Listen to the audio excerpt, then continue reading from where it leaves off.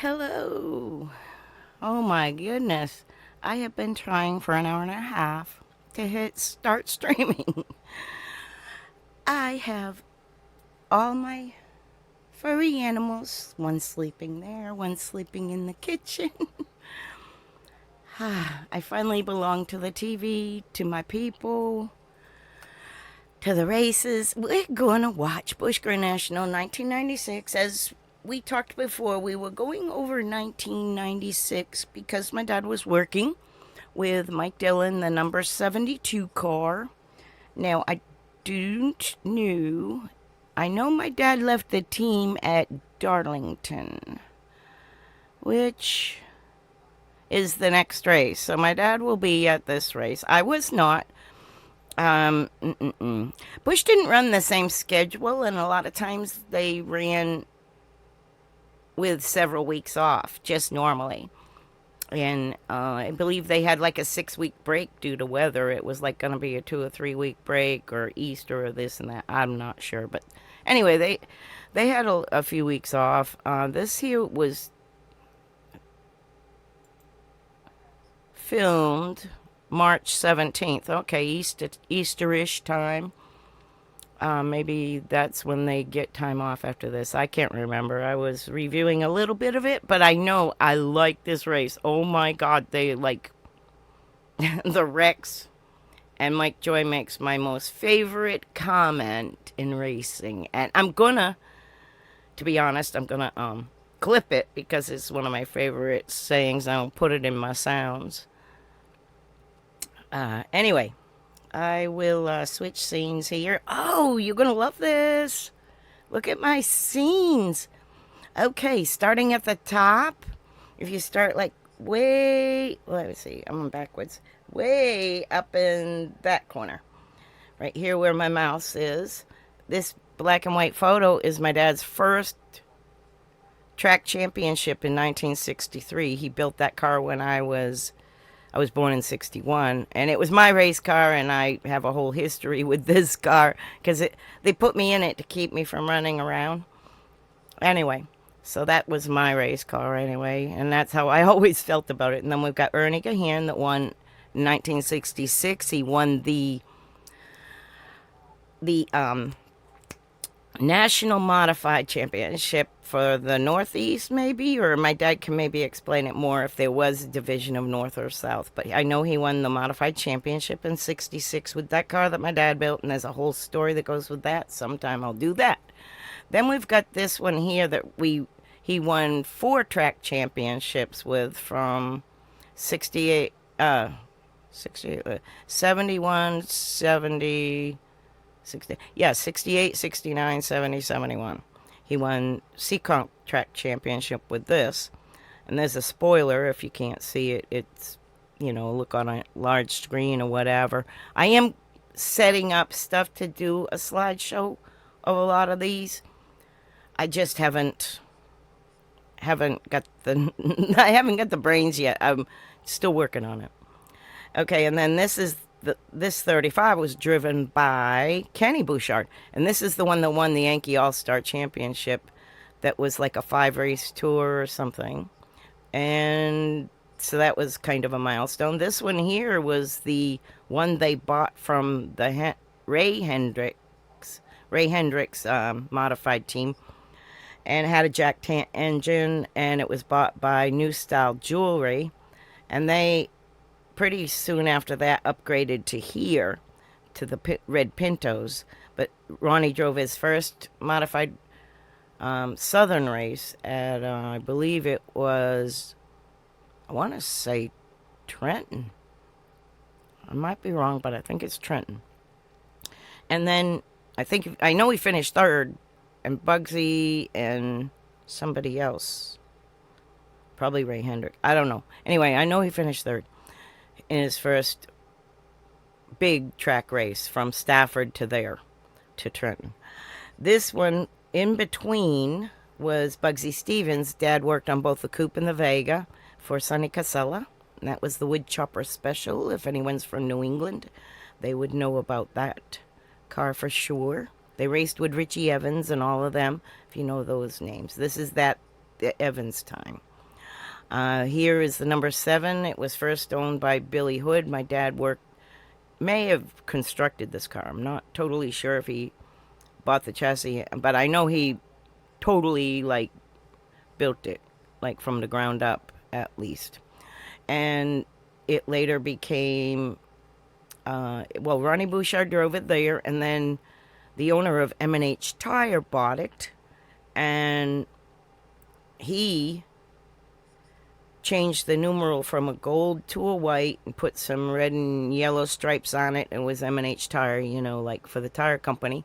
And that was Marvin Rifkin that owned that. And they actually had a Smoky Unic engine in that. And I've had asked my dad which one. I showed him a couple pictures, and he pointed to the one he was pretty sure had the Smoky engine. And those are all things I have for slideshows later, too. This one here is the 2X modified. It was owned by Bob Judkins, drove by Eddie Flimke, and everyone famous in racing even after that came out of the New England modified stables. And Bob Judkins is Ryan Preece's grandfather. So my dad was working on it, I believe, this day when Ronnie Bouchard was driving it with Bob Judkins. And the 61 behind him is very famous. He's the modified. If you have a king in NASCAR as petty, this is our king. It was Richie Evans. He got killed at Martinsville. Sadly, I mean, like long after we had moved south and all. My dad had moved south. I was still up there, but yeah, it was horrible. And then this one here, of course, is the famous 3.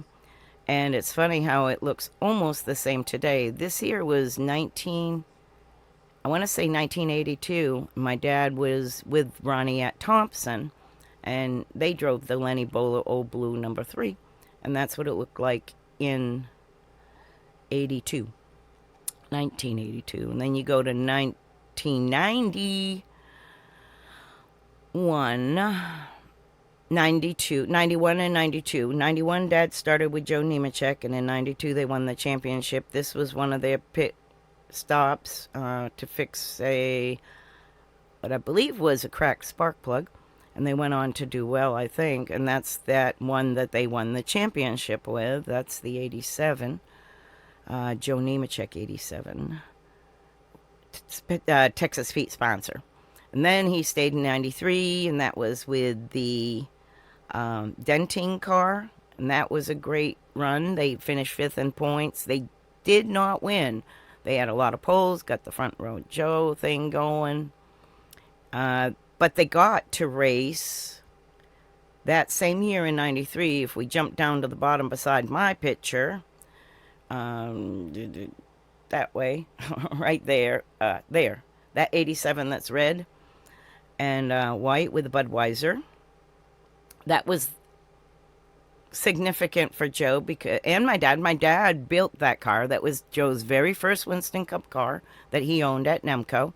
And the Budweiser people were in town, and Martha asked if I would score the car so she and their reps could meet with the Budweiser people, and I did that. I volunteered to do that, and that was the first time I scored a Winston Cup car. It was the first time that my dad, I think, had full, complete control over building this car.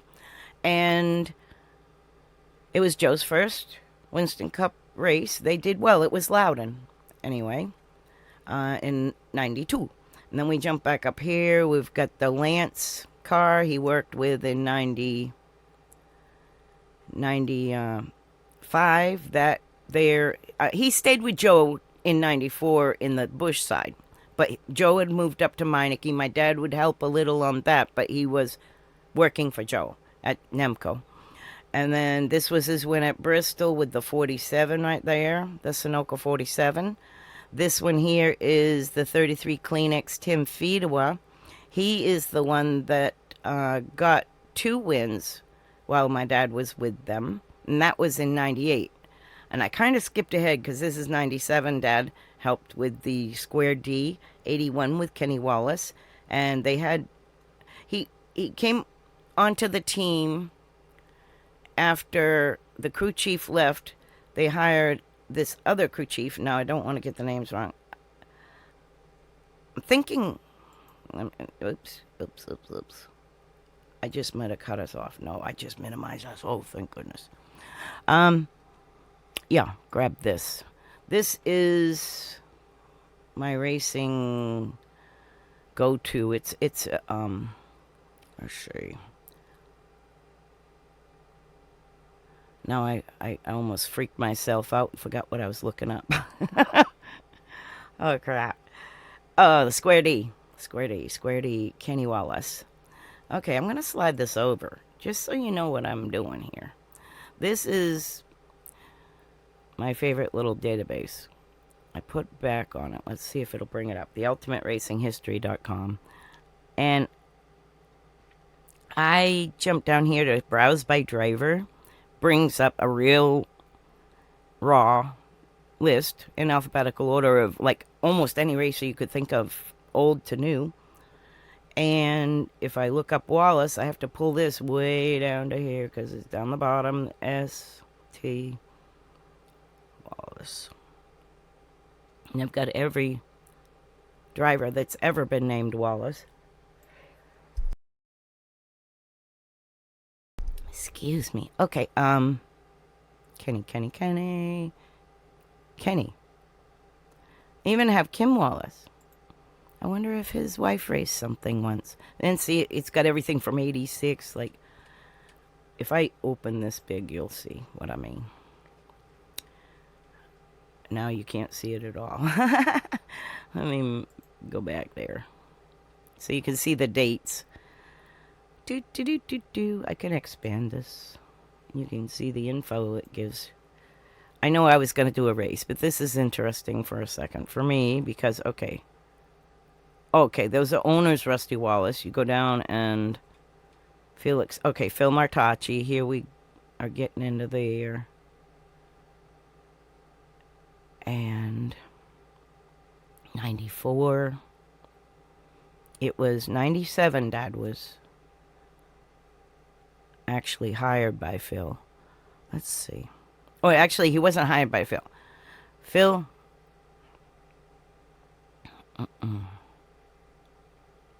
I'm still not to 97, my goodness.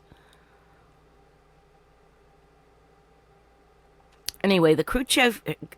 Anyway, you can see where I'm going with this. See, all of this 97, and I believe it was somewhere down here. But their current crew chief left, and they hired another crew chief who hired my dad to help him with the chassis in the front end. So that's how he was with the 81. And then getting all around here, let me see. I probably cut that part out. Anyway, I'm such an idiot. Anyway, he did all that, but before even that, I kind of come down here. Like, this was us, my sisters and me. This is me and my sisters. And we were dressed up for this car right here. That was our little outfit for a while. That's me at Loudon. Okay, and then we've got my dad in 81 helped a little bit on the 47 in the beginning, but then he was hired as crew chief for the July race at Daytona in this 82 Stacy series car. And my dad, when he went to IMSA after this Stacy car, he went to IMSA. And he was with this Valvoline down in the corner, right there, down in like the far corner. The Valvoline Pontiac, and that's where he did a lot of R&D for Pontiac in the early days, and for Chevrolet and GM.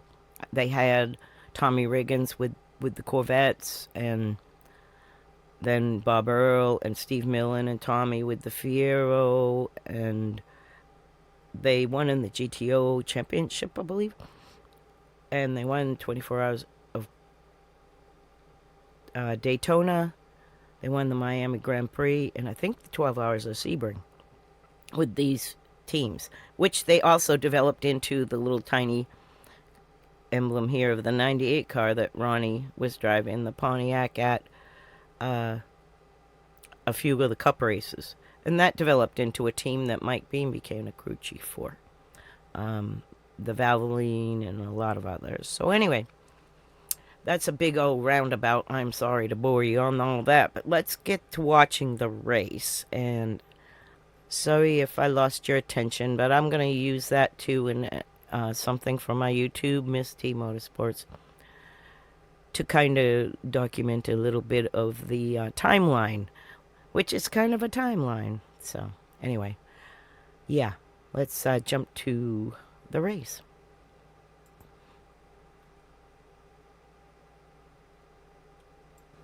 Okay, I'm going to leave that off. That'll be echo. All right. Let's see how this plays. This season's first 4 races have put 4 different faces in victory lane. But not much has been predictable about the start of this season. For many drivers, it's been sort of helter-skelter.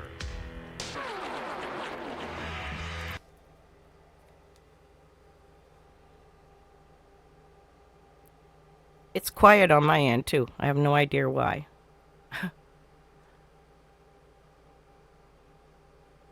Don't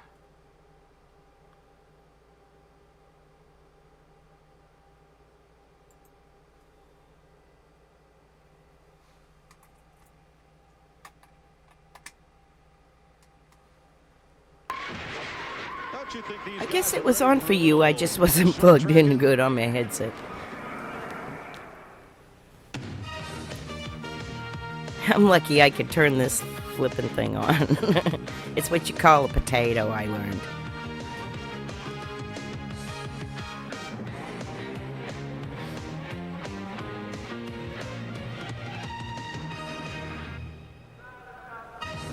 So I hope you like the new added banda. But anyway, this is a funny race, and good God Almighty, y'all. 320 from Nashville Speedway, where it's a beautiful sunny day for racing for the Busch Series first test of the brand new repaving here in Nashville. The first time in 23 years this track has seen a new surface. Hi everybody, welcome to Nashville and happy St. Patrick's Day. I'm Mike Joy, pleased to be here for the centerpiece of our triple header of live racing coverage today on TNN.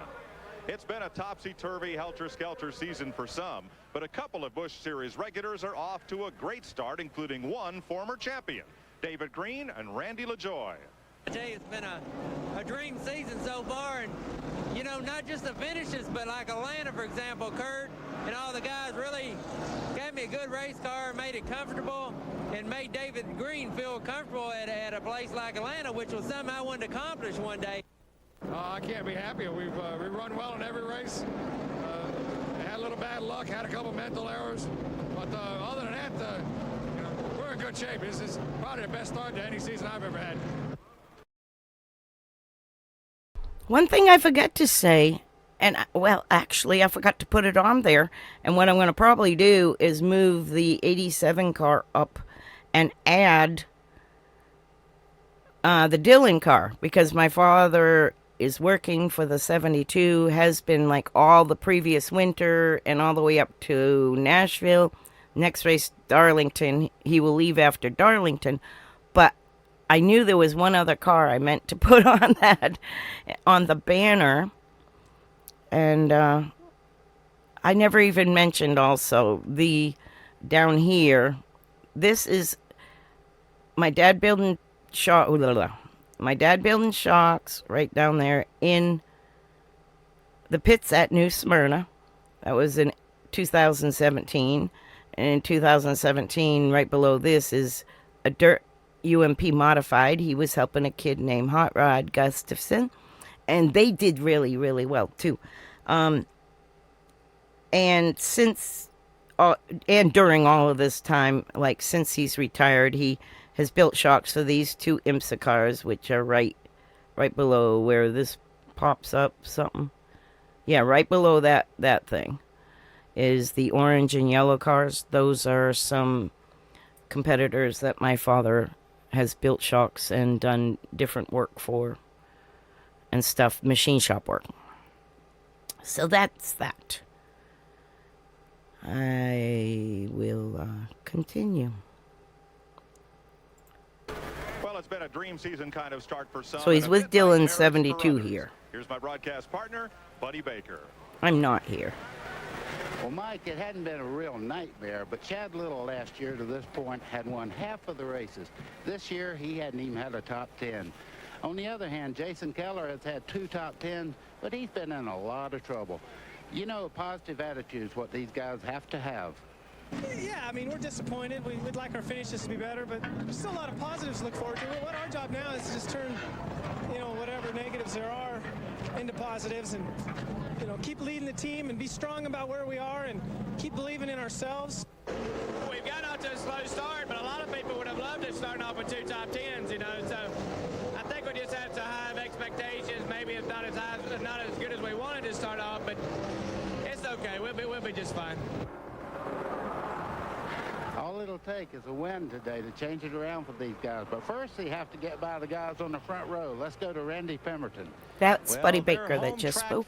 If you didn't know, I know most racing people do know.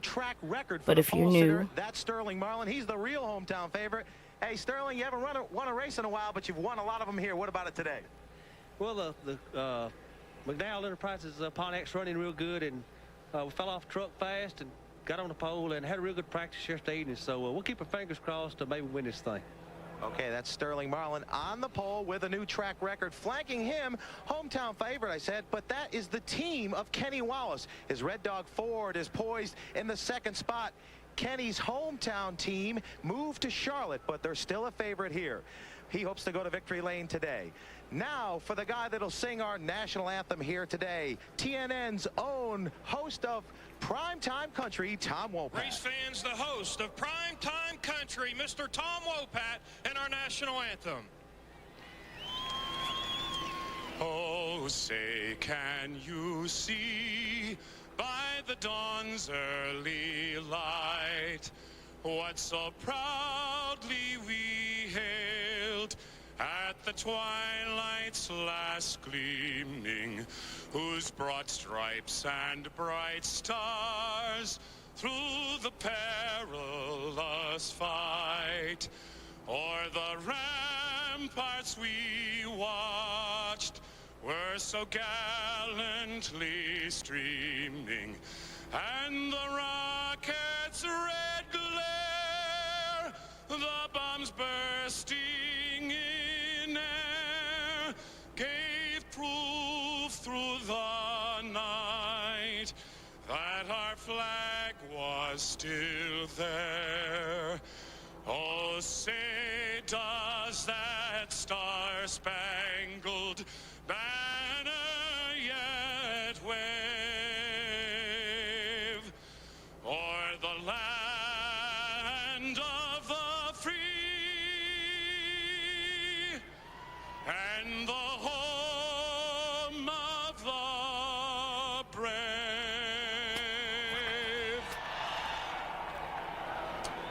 Well, he's got a lot better sounding pipes than the General Lee did.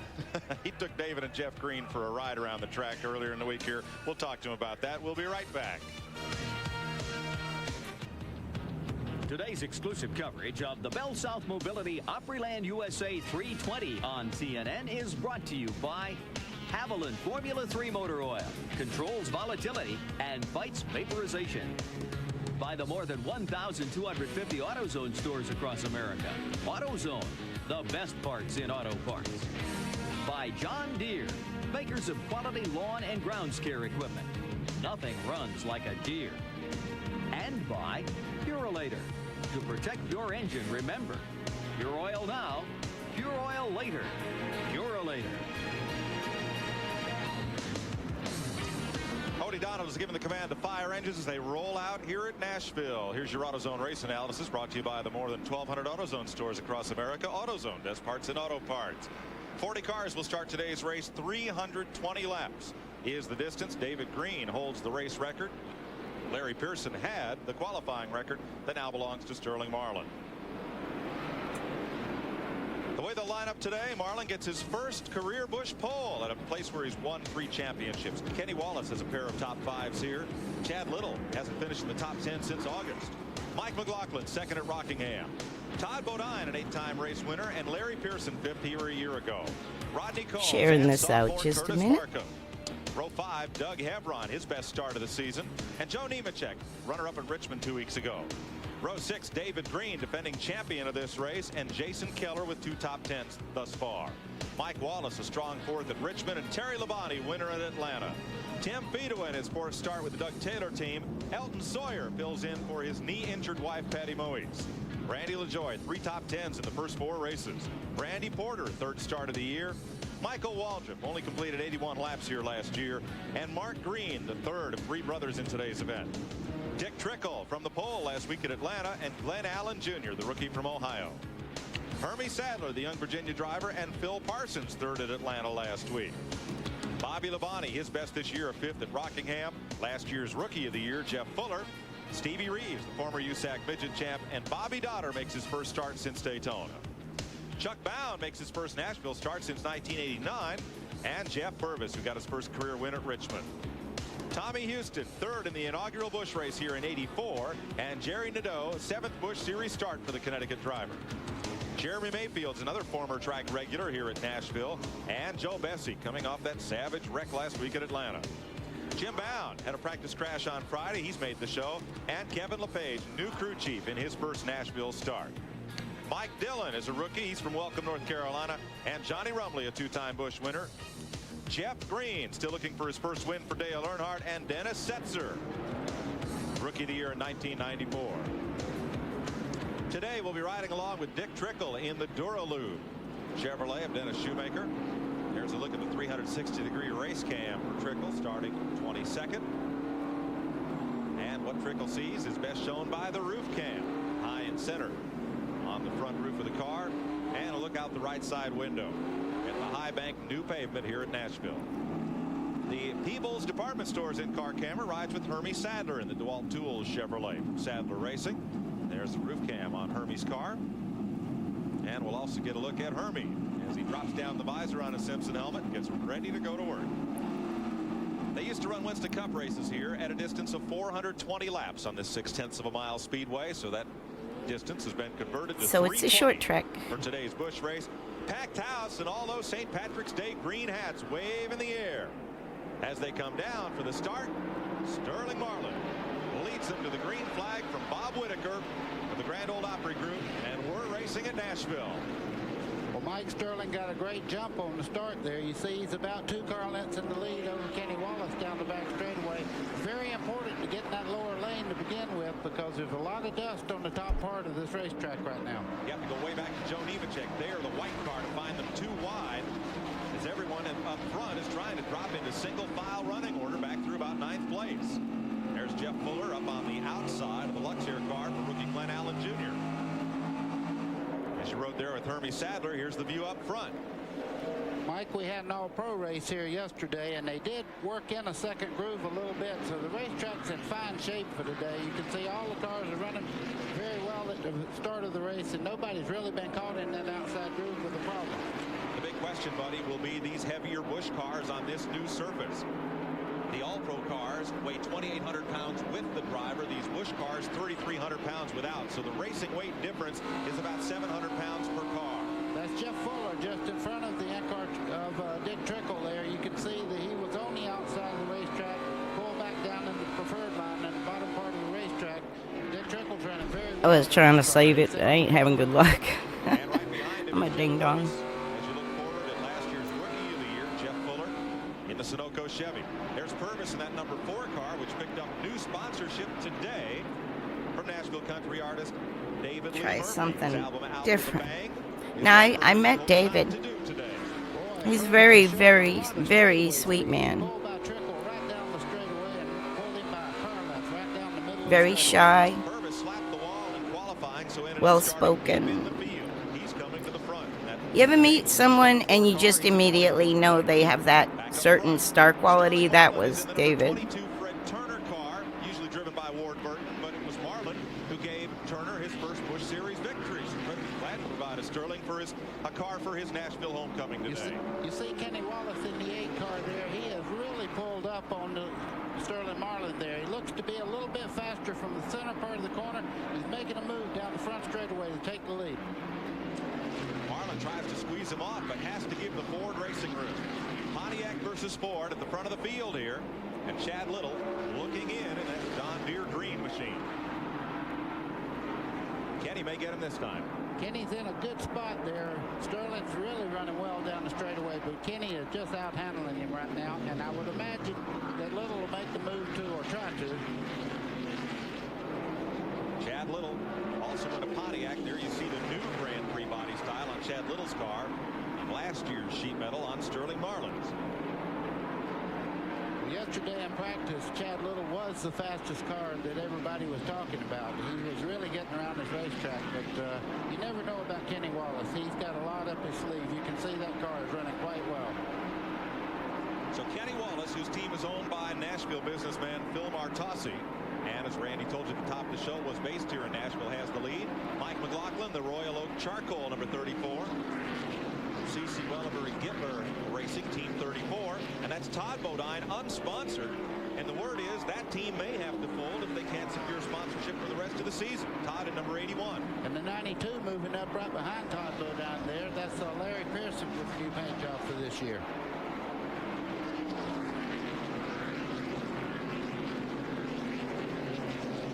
Doesn't look like McLaughlin's running just a little bit higher in turns 1 and 2 than those other 2 cars. Well, you know, Mike McLaughlin's got a wonderful thing about his driving style. He'll take care of his tires. So right now, I would imagine that he's already started a little bit of tire management. Team sweep up the racetrack just a bit while Todd Bodine looks underneath. Larry Pearson, the Stanley Tools car, right with him. And then it's Rodney Combs in the 43. 13 laps complete here in Nashville. You're watching Busch Series Racing live on the Nashville Network. We'll be right back. I don't know. I was going to do a screenshot, but I don't know how to do that. Of 320 here at Nashville Speedway, USA. I was gonna... Trouble in turn 2. That's Mark Green in the wall. Oh, and he gets tagged by Jerry Nadeau, and he spins. Figure it. Oh, no, no, no. That's our car. By Jeff Green. Mike Dillon was also in that spin on the back straightaway. I think Jeff Green was looking to go to the low side. Mike Dillon spun the Detroit gasket number 72 there. Jeez. Oh, that's not cool. And left Green no place to go, but right into Jerry Nadeau. Nadeau, who's had a lot of luck in the Saab Open Wheel Series, hopes to do about 20 Busch races and will run the Formula Opel Euro Union Series. First race April 14th in Hockenheim, Germany. Jeff Green. Jerry Nadeau is just, well, we call him Jerry Nadeau up north, but it's an accent thing. Like we call Concord Speedway instead of Concord. And Peabody, not Peabody. But that's just the difference in the pronunciation. But yeah, Jerry will end up getting hurt in a few years. I'm not really sure which track and where, but drive away. he has a rough go of it with that. A lot of these drivers, they beat the crap out of themselves doing this, but the thrill of victory is way more important than getting hurt. Oh, there's why he got a little slowed up. That's Phil Parsons in the 10 just below him there. You see him go up out of the groove. It's very slick on the high side. Now, whether he gets touched again, he looked like he's very straight. There's Purvis under him. I love that Phoenix race car, man. That was always a sharp-looking deal. That's Jake Finch's dad's car. That 4. And thought he had him cleared. Not quite. Oh, man. And Nadeau spins. All right, now there's Mark Green into the wall. Now you'll see Jerry Nadeau, the red 59, coming along. But he should be, he must not have brakes.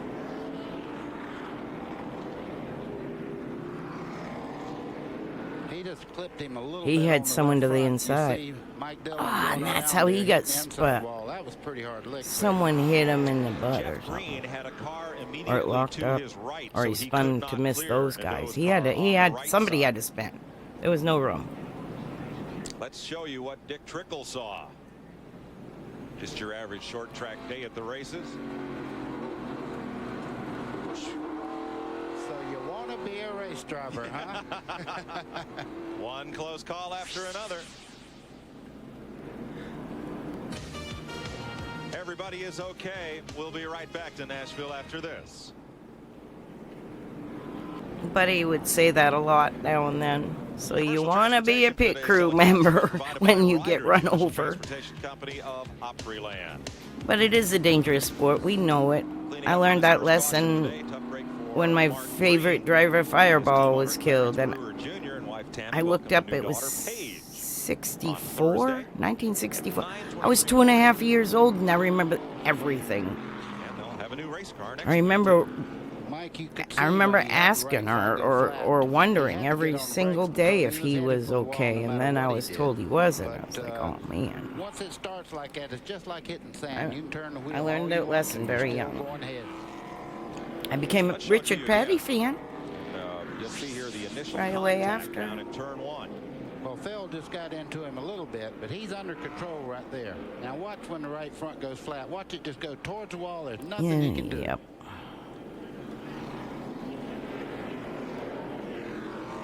Now there you saw Jerry Nadeau just barely clip him. Then his brother comes right down through here in the 3 car. He ran into the back of Mike, Nice too. hard lick.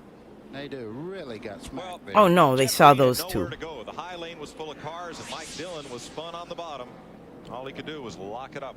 Well, this back straightaway, you can see how narrow it is anyhow, so there's not a lot of option when you start down through there.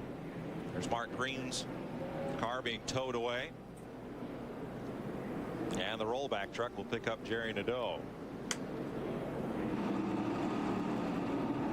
Let's get a look at this week's innovation. I have to keep checking my messages on several things. I have several irons in the fire, put it that way. There's a new rule in the Busch Series. Of the 3 sets of new tires each team gets to practice on before qualifying, 1 set has to be turned into Nascar. So Probably one of the busiest weeks of my so my many year. chemical companies out there now and so many chemicals that you can treat rubber with, and it really doesn't show up on the tire while it's new, but once the tire has been run on a racetrack and it generates heat, it takes an effect on the rubber and makes a compound a lot softer. Just another effort to level the playing field. Here's a young fella. You talk about nightmarish seasons. 25th at Daytona, 20th at Rockingham, 37th at Richmond. Did not finish. 32nd at Atlanta, and on the hook here. It's that car and that team have had a nightmarish start to the season. Jeff Green. We're under caution at 25 laps at Nashville Speedway, USA.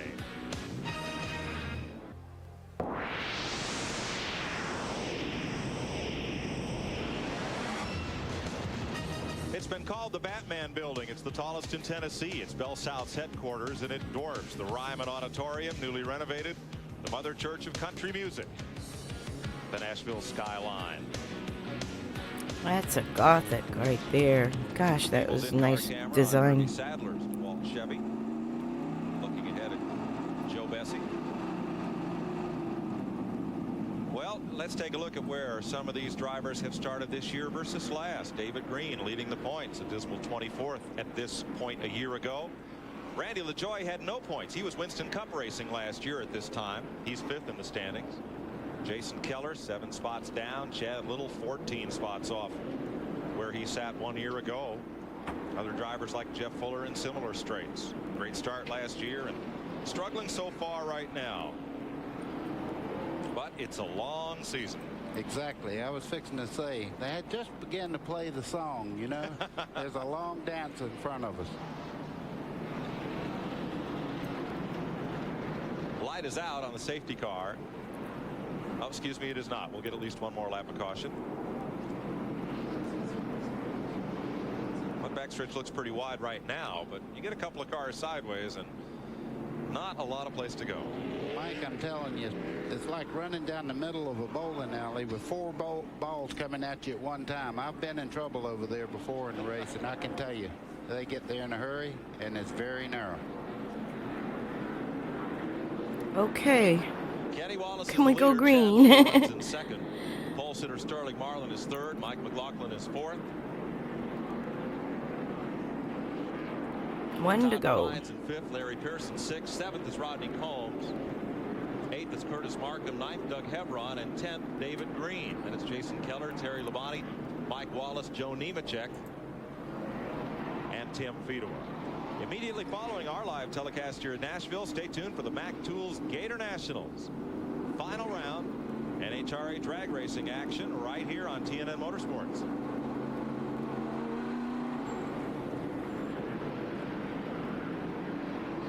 Getting set for the restart. Let's update you on pit stops. Randy? Well, certainly a bunch of the guys at the tail end of the field decided to come in and make a few adjustments to the cars. Nothing to lose. Top off their fuel tanks.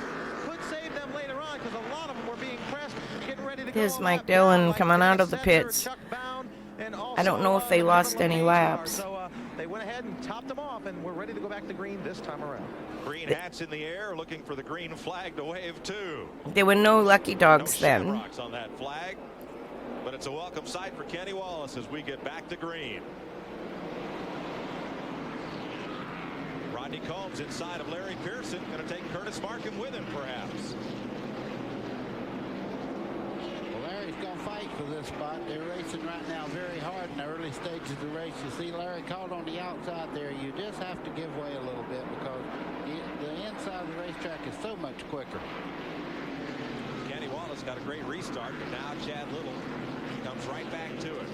As the car lengths separate the two leaders, Pearson did get back in line, but in 10th place. You see the third car in this frame coming at you here. That's Sterling Marlin. He had dropped back a little bit. I think maybe he was just taking it easy. He's got a lot of race cars. He set a new track record here, and he's running quite well. Trouble front straightaway. Jeff Fuller is in the wall. Talk about fellows who've had heartbreaking starts to the season. Wow. That team's second season after rookie, man, we could call their sophomore season almost it was not fun. Just keep it rolling. Just catch the field. Catch the field. Getting a little encouragement from the spotter. Sheet metal on the right rear is a little bit, I think you got clearance. It shouldn't be a problem. It looks like you just barely touched the right rear corner. We'll just go out and check out that side. You didn't spin, did you? No, we stayed straight.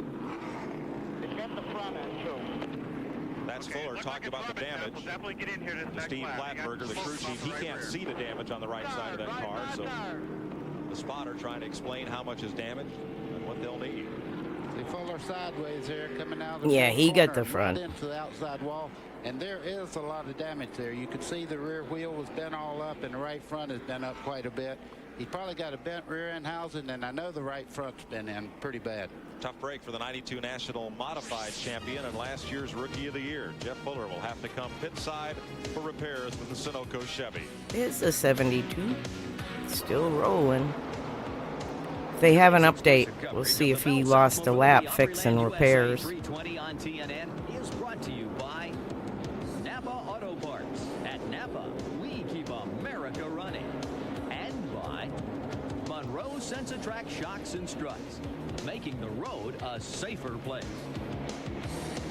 We've just gone back to green at lap 37. Kenny Wallace out front. Jeff Fuller made 2 pit stops for repairs. He had cut down a right rear tire. That was the reason for his bout with the wall.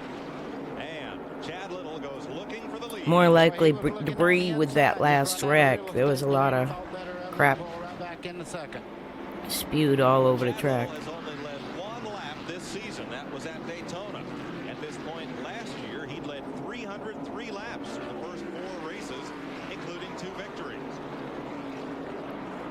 Dang. Kenny Wallace's car is getting great forward bite from the center part of the corner, but Chad Little's car overall, I think, is just as fast. I think they're both kind of biding their time just for the moment. Sterling Marlin holds 3rd. Mike McLaughlin 4th. Todd Bodine 5th, and Curtis Markham having a strong run here in 6th. That Hensley car was strong right off the truck. He's the car on the right side of your screen. Markham is tracking Todd Bodine. Lysol Pontiac.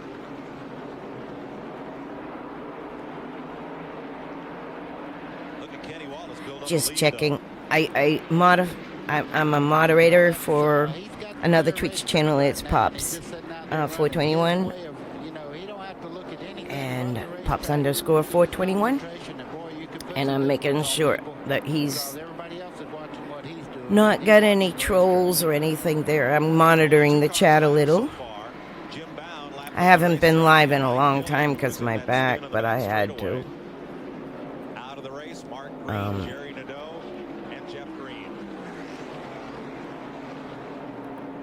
For the Jeff Fuller fans, we watched him coming out of the pits just a little bit ago. The rear end housing knocked over quite a bit, so he's got his hands full out there, just holding that car under control right now.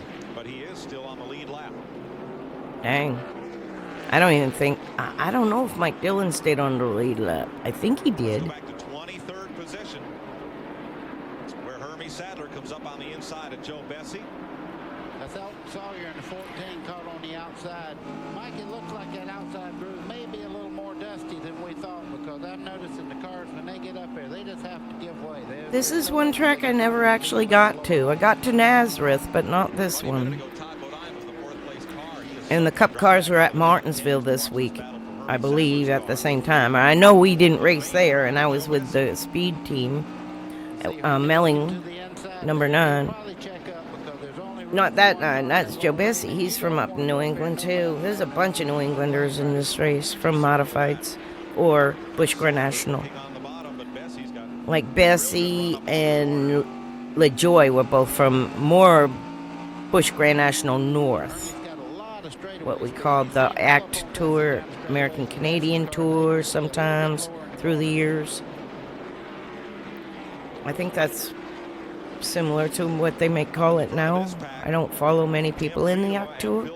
My favorite is Dave Dion. He knows it. I got an extra hug from Dave Dion one day at the car show. I said that I was glad to see him, and I was Vic's daughter, and I got a hug for being Vic's daughter, and then I got a hug for being his favorite. He was being my favorite. I was a fan. The orange 29. Ran at Oxford a lot. Star. Monadnock. That was another home track. As an adult, I ran a race car there. Our family had a race team, and my ex drove it, and we all worked on it. I paid the bills, so I don't know if I ran it or not. I guess it's called running it.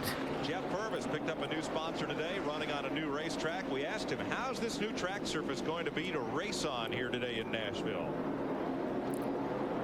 I don't really know. It feels like the same racetrack. Looks like the same racetrack. It's there's just, right now it's just like a one groove track, and hopefully it'll open up into, a second groove and just, go on from there. But I don't know. I'm going to just take it like it used to be and try to do the best I can. Yesterday, what started out as a one-groove racetrack, buddy, became a two-groove racetrack. We had a great Slim Jim All-Pro show here. Yeah, you were talking about the difference in a 2,800-pound car and a 3,300-pound car. There's quite a bit of difference in the way you can move around on the racetrack. It looks a little slick up in the second groove to me. Ours had to be 2450, I think, without the driver, if I'm not mistaken. It was a late model stock, a Buick. Kenny has a 1.8 second lead. Good bit of smoke from Jeremy Mayfield going in. It wasn't a damn thing stock about it. I laugh. It looks like the right rear. He's coming in the pits just as we speak. The roof. Pushed in there. Yeah, they're pulling sheet metal back, so he must have had a little bit of contact with another. That hurts with the hands, man. Back out. You can see the damage. Yeah. No gloves. Back up front, Kenny Wallace. Jeff Green was taken out of trouble. Turn 1. Oh, no. Randy LaJoy in the fence hard. And down at the bottom of the racetrack, Jeff Purvis.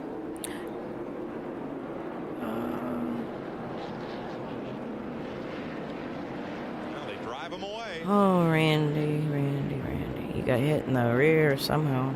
Oh, Mike's out there limping. Hurt in that earlier crash. Jeez. rear tire rub. I didn't see how that one got started. Did you notice something? I noticed something on the taping. They went from corner to corner and corner to corner. My dad was really, like, big about using that Jacob ladder theory of stuff, but I even noticed that with the tape. It was crisscross. Because I see y'all lay it up, or, you know, this way or vertical, but doing this adds a lot of strength. Randy Pemberton? Well, Jeff Green has come from the infield care center. I know you're not happy. What happened? I don't know. I think Mark got in the wall there and then bottled everybody up, and Jerry Nadeau was sitting there in the middle of the track. And I was in a big pack of cars there, and I couldn't see him until they all split him, and he was right there in front of me. Just the way our year's gone, you know, we can't do anything right, and we're glad when this monkey gets off my back or this. That almost looked like my dad that just walked by. It's not our day. Nashville's not been very kind to me since 1990, so I don't know if I want to come back or not. Okay. Well, that's the deal. You know, qualifying has become so critical. These guys got to start up front in order to finish up front. We're going to take a break. Be right back. We had no idea how bad it could get. Lord have mercy. Highway transportation provided by Cedar Ridge RV Center, Branchville, New Jersey, featuring just keep hoping that we just keep our drivers and our teams with integrity, and the good people will win out after all, I hope. And immediately following our telecast, Steve Evans and the gang will be in. But it's harder and harder for any of the teams to stay active. We've lost so many teams that ran back then that it's crazy. But then you look at the teams that are still running, you always look to who's the owner, who's sponsoring. It's all the same people I grew up with. Before I grew up, even I was watching some of the old Daytona races. Our families have built this sport, have been in this sport since the 50s or the 60s. Or even before. And we're still banging along in there trying to race and trying to live race to race and get to the race and buy tires. And we're still doing the same damn struggle, and it's the same families that have done this since the 50s. And by God, why? Why do they gotta struggle? And that's the disparity of the way of the world right now, that the uber rich get all the proceeds and the little worker bees are all fighting in there to keep on going, man. And I'm not asking to flip it. I'm asking to just moderate the discrepancies. So these innovations can happen, because right now I don't see innovation in the sport unless you're on a computer, and that's the facts. I mean, just some computer. Now I'm going to tell you something about these computers. Now my son races sim, and I played with some of the setup stuff in there, but the one thing a sim will do is always try to make the car balance. Simulators will go off the data input. You input the wrong data, it will manipulate the outcome. That's just my logic. I haven't done anything but mess with the, iRacing sim. But, yeah, think about that. You can't get away from science and physics. Centrifugal force right there. Mass and weight and motion. Mass equals energy, C squared, whatever the heck C is. I don't know. Constant. But maybe not. Okay, it's constant. See, I'm not an engineer. I just know how to make a car, like if I watch it on the track and it does something, I got a pretty good idea of where the weight is and where it should be. And when it's not.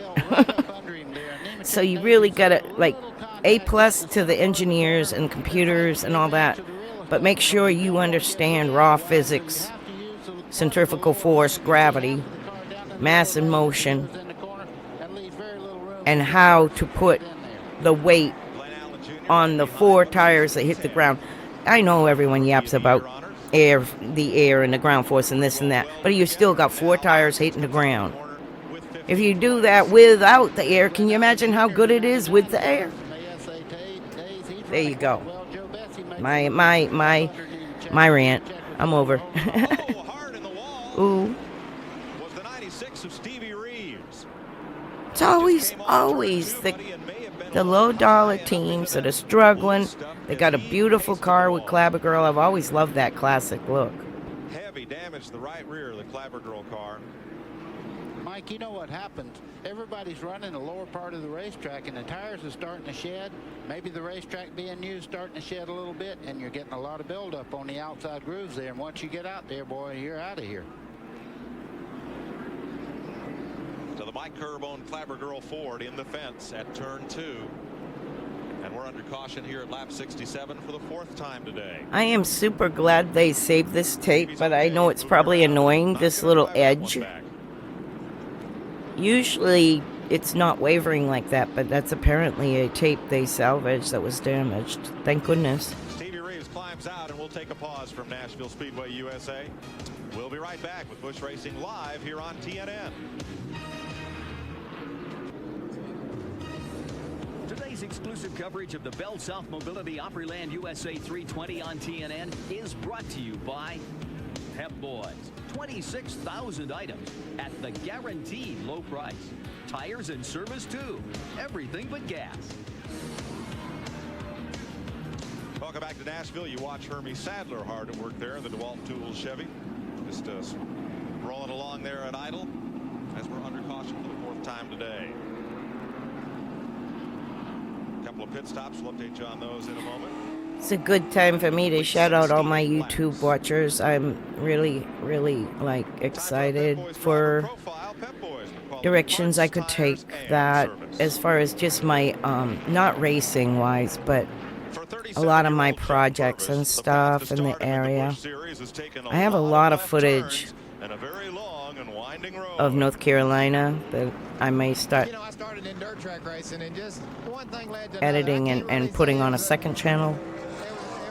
But it's all just to keep it for posterity. It's not for profit. We just kept venturing out into some type of racing that we enjoyed doing. Not, we didn't look at what he was paying or anything. We just if anyone wants to use any of it for anything, which is not great quality, it's just my storage for my family videos.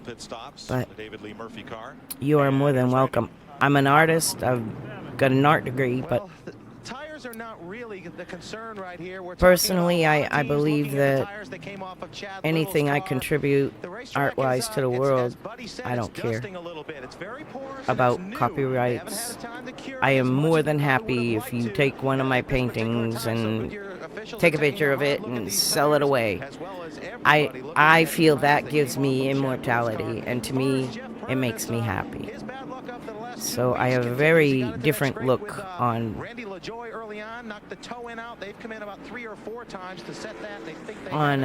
profitization. I don't care if you can, if something I do can make you money, go for it. Make your life better, because that's how I feel about that. But don't take my home, my family, or my furry kids. Nashville's Parthenon is an exact replica of the one in Athens, Greece. It was built in 1896 to celebrate Nashville's centennial. The city's bicentennial year is 1996. In art, we also studied a lot of the art history and architecture in Greece. I took an entire semester on Greece. On Greek art. Everyone teased me I was in geek art. It makes me smile. Since it's the Opryland 320, they thought they'd get me involved. All right, we're going to go back green. I saw you had Jeff and David Green on your show, Primetime Country, the other night. Right. And Jeff said, on Dukes of Hazzard, every time you guys ran into something, the car went faster. He's not been able to figure out yet how to do that. What he needs is a little nudge from his brother from behind, I think. Well, because I grew up in the pits and in the car garages and stuff and in the race shops and things like that as a kid, I assume you all know who is racing. Between you it's and the funny. radio network here. So we're getting set for the restart. Glad to have Tom with us today. 72 I have just laps. as much Make respect that for the 73 on the teams board. as I Here we do for come the down drivers. for the restart. Green flag once Because one is not existing without the other being calls them off into turn 1. perfect on the day you win. Several of the lead cars have pulled in and changed tires already. I just hope that Kenny's not stretching it a little bit. I'm not too saying far the best because, ride, the best there is setup, some the best concern driver. about I'm saying the tire wear best at the moment, combination of and, teamwork. You know what? There's a few of them that stayed out with him, but I am concerned about it. Mike McLaughlin now in second place. Curtis Markham is third. Fourth is Rodney Combs and David Green, who also calls this track home somewhat, comes up to fifth. Sixth is Doug Hevron. Seventh, Larry Pearson. Eighth, Todd Bodine. Ninth is Terry Labonte. His younger brother Bobby is 10th. Mike Wallace 11th, then Michael Waltrip, Phil Parsons, Jeremy Mayfield, and Joe Bessie. You see Curtis Markham there, he made a move trying to get in second place. There's a little bit of contact on the front straightaway there by some of the slower cars, but everybody got straightened out. Curtis Markham made a tremendous run on second place just a second ago, but couldn't make it stick. Kenny Wallace's car for a second looked like it was really struggling. But I mean, he's leading, but he had a handful for a minute. I think it was his car. I seen a white car like just shoot up the track. See Kenny Wallace still able to pull away, but let's get back here where there's a huge bunch of action going on. Todd Bodine trying to hold off Terry Labonte, and younger brother Bobby in a Shell Chevy drives on by. So move Bobby Labonte up into ninth and going after Todd Bodine.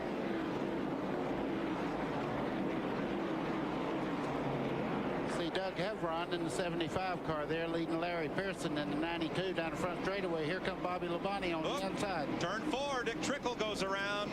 No I was going to say, it looked like an orange car really high up there.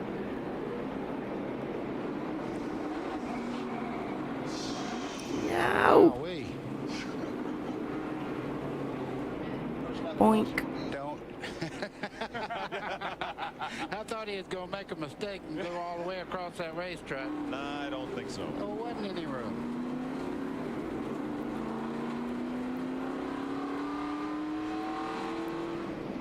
I knew Dick just enough to wave hi, and he knew me just enough to be able to bum a cigarette. I really liked him, though. I heard a lot of good stories about him away from the track. I'd really like to do it pretty soon. I know that Mark Stuff Colley's like talked to me a that. couple times about it, and actually the other day I did a couple laps with Jeff and David Green. We had a replica of the Dukes of Hazzard car here. We had the General Lee here, so I took that around a couple times and had them holding on pretty good in the back seat, actually. We saw a tape of that, and you know, Buddy helps run the Buck Baker School down there in Rockingham. I know he's got a few pointers for you. But first, he's got a nice singing voice, don't you think? Buck Baker School of Driving let's show you what happened was back here. then really, really good. Chevy. I mean, I don't know what driving schools people deal with now, but Well, you see he's in the second I know lane Skip right there. Barber was famous and stuff, but around. Skip's I didn't see it ever wiggle or anything. I think he just got out front there, end got in and the such dust of the outside design part of the racetrack, doesn't and it turned around on him. really mimic what my dad's theories are. But it's all on promotion, likability. Trickle gets turned around. That Mark Colley celebrity race in October, we taped it for TNN last year, and that was a lot of fun as they get the track sweeper out here just a little bit to clean up some of the loose stuff. You ought to come running that. Everybody runs the Legends cars, and I'd love a great time. I plan on being here this year. I'll tell you, some of these drivers, some of the artists have a great deal of talent behind a race car. Tracy Lawrence had never been in a race car. He did a heck of a job. Alan Jackson really surprised us. He come from the back right to the front. I mean, he can drive. Well, I look forward to it. I'd like to see what I can do. I'd like to get John up here, too. We'd have a little grudge match. I would think so. Good. Well, stay with us for a bit. We're going to take a pause here from Nashville Speedway, USA. 81 laps are complete. I'd like to see any of them on a sim. Put their money where their mouth is. Today's exclusive coverage of But I do believe David Lee Murphy probably could, because he really spent a lot of time at the track learning stuff. So 1,250 AutoZone stores across never seen him drive though, but I knew he was interested in it. parts in auto parts. All right, let's Still working caution here at Nashville Speedway, jump USA. The track sweeper's out. Track sweepers. Oops, we missed the start. There we go. There in the 12 car, just under Phil Parsons. Phil's on the outside there. You can see, even with the sweeping, it's still slick out there. Back under green. And again, Kenny Wallace, great restart. 3-car length lead he has over Curtis Markham. Rodney Combs now up to third. David Green is fourth. If my back holds up, I'll do Martinsville, but I probably won't right away. I probably might do that next week. Like I said, I got several irons in the fire. I've got to make a call for some more info about riding. And what else? You see Rodney Combs is very, very good in the corners there. He's not gaining any, but I believe Green might have just a little more straightaway speed. You see him look to the inside. Y'all that I've been in your chats and stuff know I've got a real estate situation I'm looking into to see how that goes. I'm still gathering paperwork on that and fighting my autoimmune illness, which has been eating me up for about a week and a half. It's called demyelination. Demyelination. That's what it's called. Demyelination disease. I just had a flare up after I had the flu. I coughed so much with the flu I had that I put my shoulder out. Now I have to brace myself when I cough because it pulls all the way across. So I pulled a muscle in my shoulder coughing about 2 weeks ago, and it's still acting up. Part of the myelin issue. But he's got it going again, and we'll have no caution. The car that brushed the wall was number 25, Johnny Rumley. You can see Johnny went a lap down to the leader then. Kenny Wallace got under him. Curtis My shoulder feels like I have a sloppy socket, if that makes sense. I think it's floating around and one part is sore, like on the backside. And David Green just got bumped by Dick Trickle and kicked up to the top groove as they enter turn 3. Lost a couple of spots there in the running order. Leaders back to turn 1. Kenny Wallace and Curtis Markham. They now have a straightaway on the rest of the field. Mike, just a while ago, Dick Trickle was back in the pack. It didn't look like he could run it all. This is what track position does. You see him moving up on Rodney Combs. He's as fast as anybody. Now that he's gotten out of that big pack of cars back in the middle part of the pack here. He is a lap down. Lance was a good sponsor too. I liked having out them crackers. I should go to the store and buy some crackers. They dive underneath the crippled car of Johnny Maybe Rumley. not. I got cheese.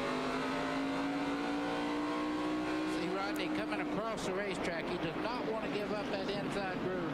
He knows Trickle's a lap down. He's going to make him earn it. Trickle's coming to the inside as we speak. Dick Trickle moves on past Rodney Combs. He's going to drag David Green. Caterpillar Chevy with him, and now Combs is going to get freight trained. He's up in that high groove. Uh-oh. Larry Pearson and Combs get together, and behind them around goes Parsons. And everybody stacks up out of turn 4. Oh my. That will bring out the caution.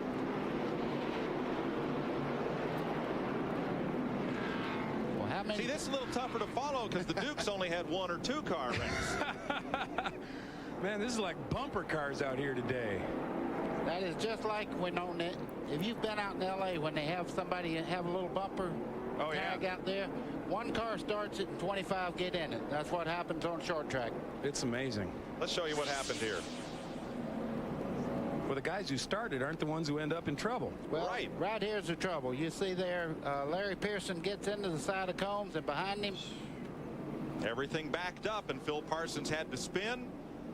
Around went the 40 car of Tim Fito with a Kleenex machine, and everybody else scatters for running room. Boy, McLaughlin made a great move there. That's him in the back part of the screen there in the 34. He just barely got by. Now, if you were a bird sitting on the fence, here's what you would have seen.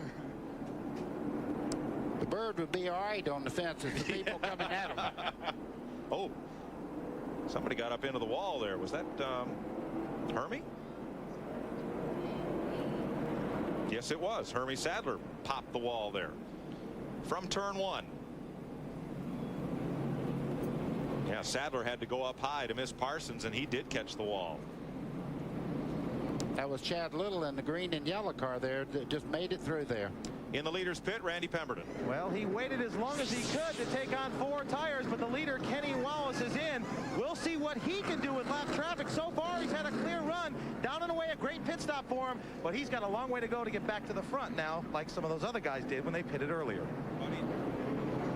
Buddy, the importance of track position, not a mark on that car when you're up front running away from all the action. Well, I've always liked that breath of fresh air in the front, believe me. All right, pit stops continue under caution. We'll recap them when we come back. You're watching Busch Racing live on the Nashville Network. It's Patty Moise. A lot of damage on Randy LaJoie's car. The championship-winning Base Motorsports team of a year ago comes into pit stall number 1. Steve Bird, Billy Naswitz, that crew going to have a lot of work to do to get Randy back into contention. There you see some of the damage and the 200-mile-an-hour tape that is being applied to hold the front end of that car together. Let's show you what happened again as Hermie Sadler saw it and the wall. In slow motion. That's Fedua going around. There's Parsons. Ooh. And there's the wall. Well, he had a choice there. Hit Phil Parsons in the left for a quarter or go up and graze the wall. He did the right thing. And he is still running as we get set for the restart. 103 of 320 laps complete.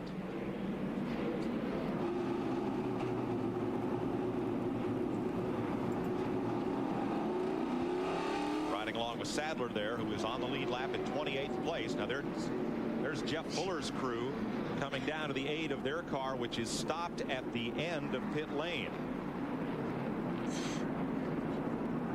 And some of the track crew trying to help. Looks like they're going behind the wall. Tough day for last year's Rookie of the Year in the Sunoco Chevy. Getting set for the green.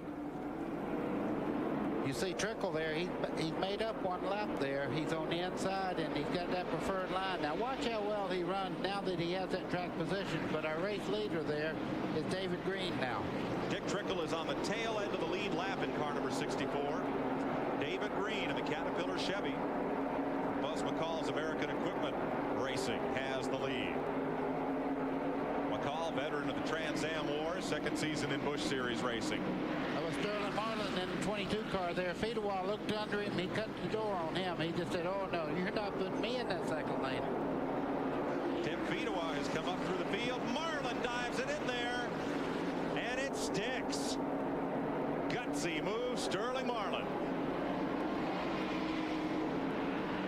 Jason Keller running slow. He's headed for pit road with the hood up over the windshield. And David Green going to drift back a few spots now as Sterling Marlin takes the lead. Ooh, Jason Keller's hood flown up and just knocked the windshield. I guarantee you it broke everything back in that area. It wrapped right around the top of the car. How much do you think he could see? The nightmare continues for Jason Keller. Back up front. Trickle on the tail end of the lead lap. That's Fedua in the 40 car there, the Kleenex car, as he moves into second. He is flying around this racetrack. I don't think he's led a lap this year, but he's a very talented race car driver. Dennis Setzer brings the Lipton T car back into the race. He'd been overheating a bit. Nemechek moving in. He's on the lead lap in third place. David Green now back to fourth. Doug Hevron, Chad Little. And back at the battle where Rodney Combs is in 17th place with Kenny Wallace. Those cars that took on tires. Larry Pearson is there. That's Jim Bound in the 51 there. He's moving over and letting the guys go there. Yeah, he's already, I believe, 2 laps down. In the 51 car, the Lux Foods machine. Oh, you can see that Joe Bessie's car got completely sideways coming off turn 4. Great catch. Joe Bessie's in that 9. Larry Pearson in that 92. Bumper to bumper. Sterling's in that 22. In the Doug Taylor I'm sorry. Marlin's in the 40 and Ward Burton in the 22. I was mixing up my thinking. And the 87 is Joe Nemechek in the Bell South car. Now that's track position. Nemechek was about to go a lap down just a few minutes ago, and now he's up here fighting. Larry Pearson may have a tire rubbing on the right front of the Stanley Tools Chevy. Let's show you how it got banged up there. Down to the inside on Combs. Pearson just runs out of bottom groove there. Hits a bit of Rodney Combs and Todd Bodine and Michael Waltrip in the MW Windows Chevy. Or Ford, rather, excuse me.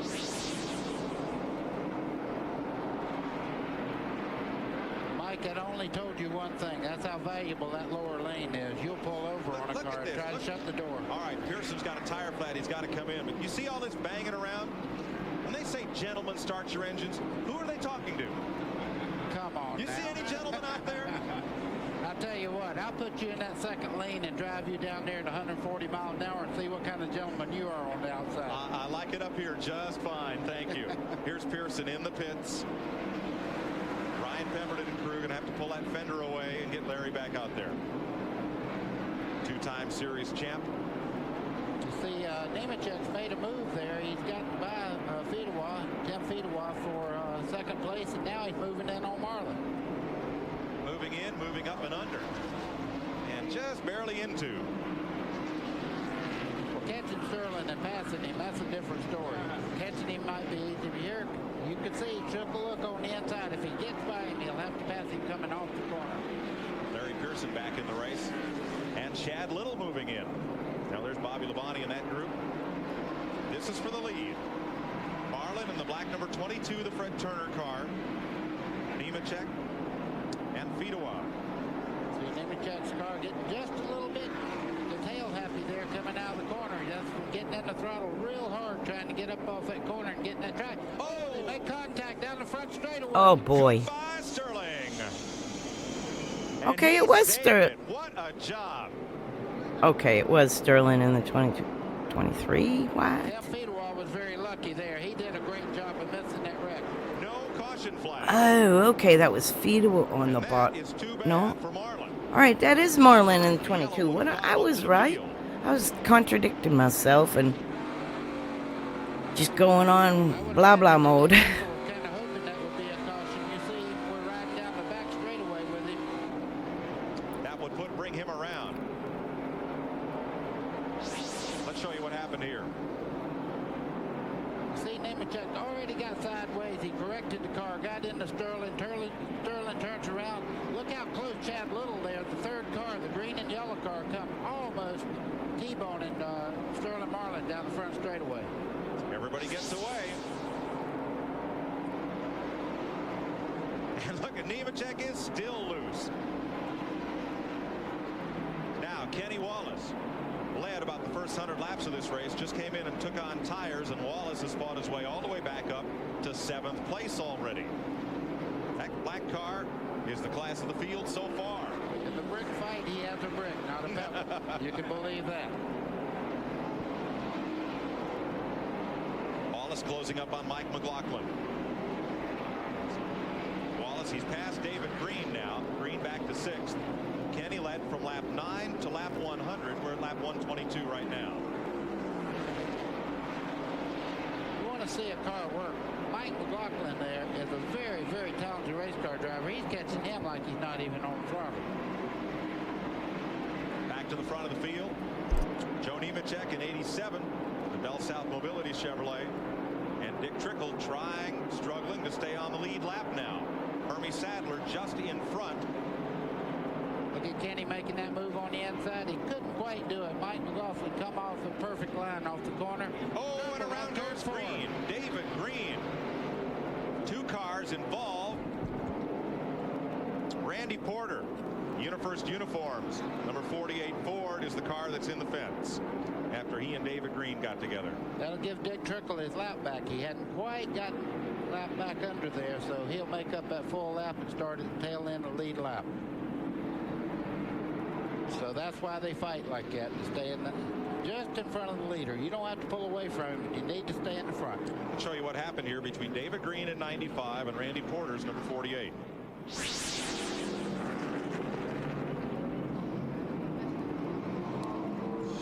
Looked like Randy Porter got into the side of David Green there coming out of the corner and just turned him around there. I'm sure he didn't mean to do it, but there was contact. See, he's got him in the left rear quarter there. He turns him sideways. Randy tries to go the outside, but Green comes right up in front of him. So the hits just keep on coming here at Nashville. 7th caution of the day at lap 125. We'll be right back. If you've got a computer and a modem, you need to get to NASCAR online on the World Wide Web at NASCAR.com. You'll find schedules and track information, qualifying and race results, point standings, garage information, driver and team bios, and question and answer sessions with your favorite NASCAR personalities. It's NASCAR's official website. Dial it up today. You know, in all those years of Dukes of Hazzard, I never saw a tire mark on the side of the General Lee. No, we usually jumped over them. Yeah. Man, I see Rodney Combs' car. They're still trying to get that front end out so it's not rubbing. There it goes. A lot of tape on the front of that one. There's a couple of, what'd you call them, buddy? Badges of courage? Yep, that's it. Just about everybody's got them now. It's almost impossible to run a short track without making a little contact. Now here is David Green's car. You see the damage on the left rear. Randy, what does that mean? Well, what it meant, they've made 2 pit stops. What it meant when they originally pitted, they couldn't get any fuel in whatsoever. So it all ended up on pit road. They dumped the whole tank as we get ready to go green. They finally came back in, pulled some sheet metal away, got the fuel in. David Green's back out there. Let's see who hits pit road under the next caution. All right, back to green. Kenny Wallace makes a move on Mike McLaughlin. Not this time. That's for 5th place. And Joe Nemechek got a good restart. See, Larry Pearson, never mind, we'll go back to the action here. Larry Pearson's got a lot of damage to the right front of his car. He's up on the high side of the racetrack. They're riding around trying to stay out of everybody's way. Nemechek got a great start, but Chad Little worked his way all the way back up to 2nd, Mike. He's making a real run at the lead here. Has a little extra bump in the nose there on Chad Little's car. More of a bump than Mike Tyson got last night, but that was a fight. I don't know. This is a better one. In 3rd, Tim Fedewa. In 4th, Doug Hebron. In 5th, Mike McLaughlin. In 6th, Kenny Wallace. Those 4 cars on your screen from Fedewa on back. Kenny Wallace and his brother's right behind him. Now look at Doug Hebron 75. The right side of that car is perfectly clean and the left side's all used up. That'll happen. It'll happen every time on this racetrack today. I'll guarantee you, if you get caught on that outside, you're not going to give them a full lane to get by you. You're going to use about half of that lane to stay in the racetrack. Kenny Wallace's car unscathed. Here's your Napa Auto Parts Field Standing Update. Napa, we keep America running. Well, here's how they're running. 133 laps. Great battle for 3rd place. Look at Kenny Wallace right up and under McLaughlin. Now Tim Fedewa in the 40 car got tires on lap 56. Doug Hebron in the 75 got them 25 laps later. Mike McLaughlin looks to the inside of Hebron but cannot make it go. You see Kenny Wallace there in the 8 car. Shared out that clip. That was my favorite saying that Mike had said that I've come across lately. There's Terry Labonte right with him. Damn it, where the hell is... I just missed it too, didn't I? Mike's running in like mid-20s position. I think he's down like, what, 9 laps it said? Could be wrong. I sneak back and look. Now Hebron makes the move. Not that time. Tim Fedewa said, I don't think so. I'm going to stay right where I'm at and use all this racetrack that I can. Johnny Rumley's in the wall. Second brush with the fence for Rumley. This is right Another turns one. 1 and 2, and caution will come out. Let me just look real quick on this. Oh, right there. Sorry. Daughter, wall trip, 15th.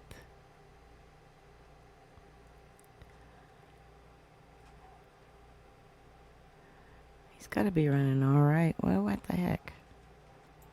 Try again. I'm just sorry.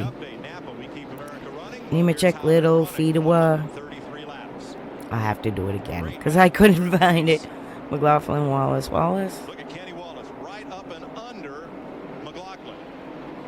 Evan LePage, Labonte.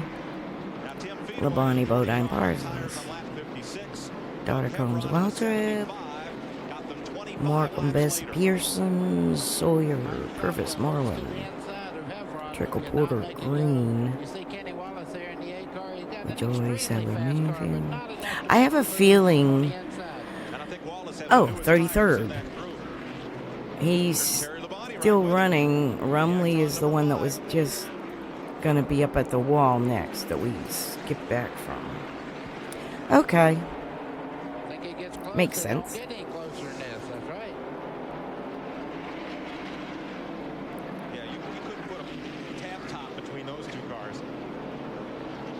Okay. This is a long ass race.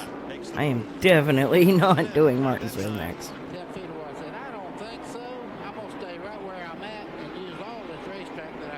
My back will be very thankful for it. Yeah, they're right. He must have popped a tire too. That's a typical look.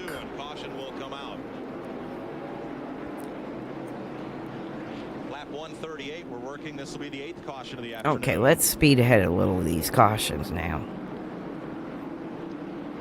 Porter completes a lengthy pit stop. The hood may go up on. No, they're just taping up Hermie Sadler's hood. Larry Pearson is back in for damage control. Looks like Keller called it quits. David Green in that car. Mike, they're working pretty hard on that left side on David Green's car, so apparently he had quite a bit of damage there. Typical blown tire look on that car. Car wouldn't fire, so they're towing it in.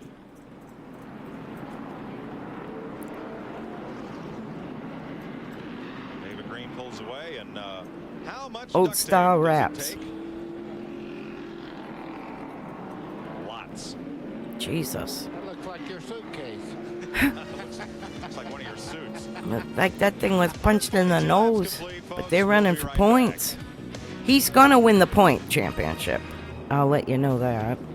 But it's because you do that. Nowadays, I don't know how much to let you do that. Let's skip ahead. With Ron Barfield fourth.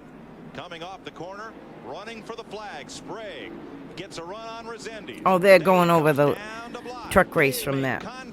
Oh, geez. Resendiz wins it. Sprague comes across the line second and spins. Couple of Northerners. They've met each other before. Wow, what a season that's going to be. I had to do that one time with you up here with us. That's right. I needed some cop cars out there. We'll be business. Buddy, don't sing.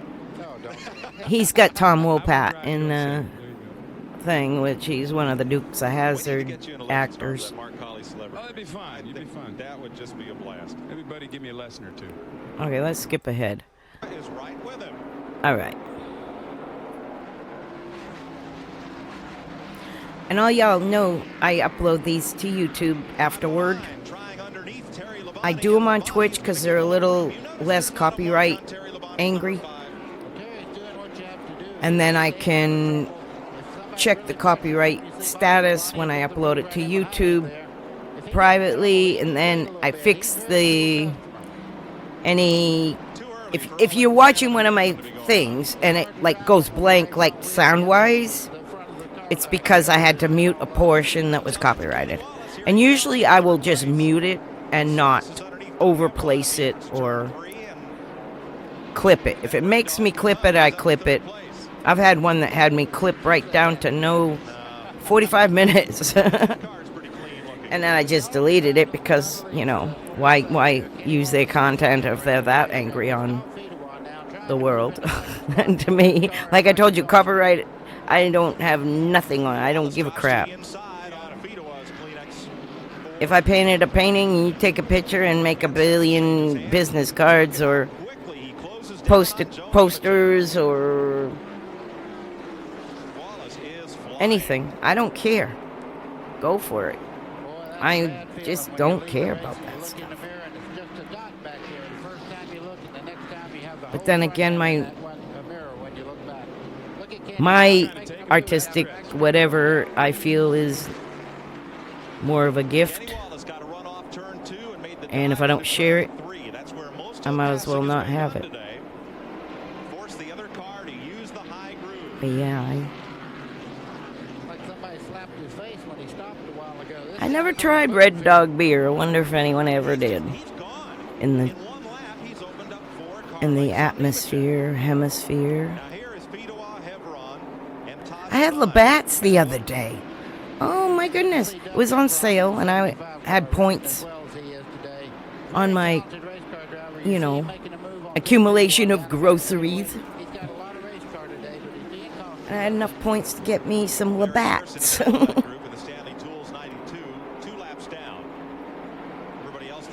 Canadian for beer. No, that's not right.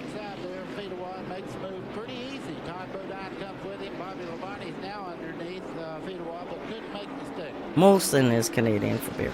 Labatt's, I don't even know. It's in a blue can and it tastes good. It was a Pilsner. Didn't give you no stinky head the next morning, nothing. Wasn't bitter.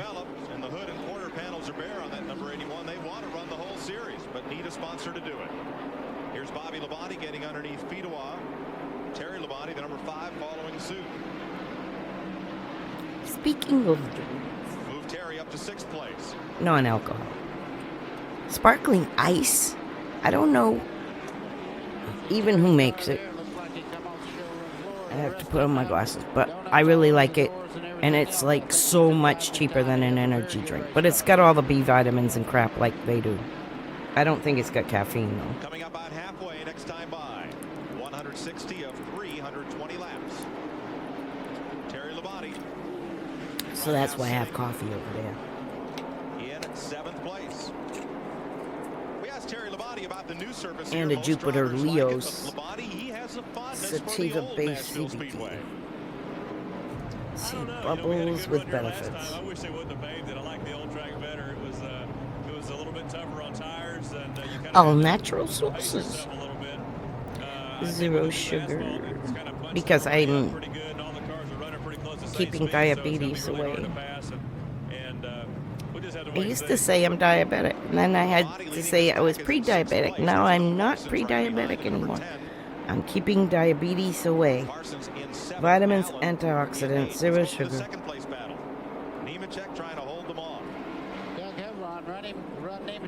Vitamin E, vitamin B's.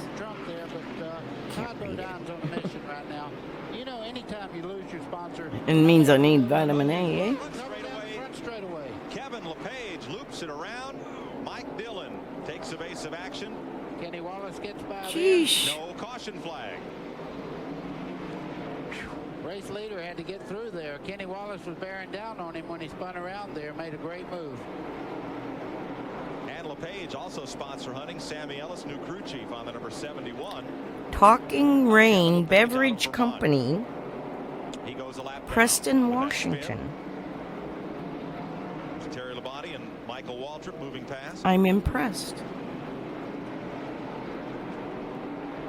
Let's show you what happened here to Kevin LePage. He gets touched on the left rear corner, and that gets the car loose. He comes down the front straightaway, tries to recover, couldn't quite do it. It took a set back to the right. It's got sucralose. Like he and Elton Sawyer might have gotten together there. I like sucralose. Sawyer Some is people driving don't. because Patty Moise has a fractured tibia, fractured bone in her left leg, right at the knee joint, and will be out until at least Darlington. She's here at the racetrack. You saw a shot of her earlier, standing up and watching the show. Yeah, I like moves them. underneath LePage there, and just ahead of them, there's that Labonte, Waltrip. It's carbonated. And Jeff Purvis. No Purvis, caffeine. despite his pit stops, has stayed on the lead lap. You know, Mike, he's running a good race. He's had terrible track position most of the race. But Best thing is they're 4 for $5. not have track position at the moment. Purvis 6th in the points. Michael Waltrip in that Ford with MW windows. My neighbor is next door. Last year. Michael's Busch Series She's racing very deal for sweet. this year came together very suddenly. Her husband's in a home because he's sick. It's been kind of unfair for me to ask out of Ronnie Silver and the guys on the team what I have so far. We didn't even have a car in the middle of December, and we're running the first 7 in a row. So Sunny Florida, if you can tell, it's sunny. we'll make it up to them. I don't have any light other than my window in front of me. Purposefully, because I'm old. I don't need no detail. Always knows, Terry Labonte always knows where everybody's at on the racetrack. Golly, my back. Giving me fits. Let me get up and walk just a minute, and I'll be right back. Make a contest out of that on the outside. Todd Bodine inside of Nemechek, and they might have traded a little paint at the front of that pack. And here's Michael trying to move up. Kenny Wallace, runaway leader. 2.8 seconds. That's the advantage. There's Bobby Labonte, who's been moving up well. Nemechek has dropped back several spots pretty suddenly here. See Todd Bodine there. That looks like, what does that number look like? That's tire marks on there. This 81 is the number on the car. He's running quite well now. And he has cleared traffic. Todd is in 3rd place. You saw Bobby Labonte move to 4th. Doug Hevron is the 5th place car. 6th is Phil Parsons. 7th is Michael Waltrip. 8th is Terry Labonte. 9th is Jeff Purvis, and Nemechek has slid to 10th. Todd Bodine has moved all the way up into 2nd spot now, and he actually is catching Kenny Wallace. Todd Bodine got tires at lap 101, so he is our pretty fresh. Jason Keller comes back into the race. We'll be right back. We're back in Nashville, and we're under caution. Jeff Purvis going into turn number 3 may have cut down a right front tire. The car just shot up and slammed the wall in turn 3. Came around and stopped here at turn 4. Now he's already hit the wall in 3. Right up and into the fence. Now Tim Fedowa will spin his car right there off of Sterling Marlin, and that stacks everything up at the bottom of the racetrack.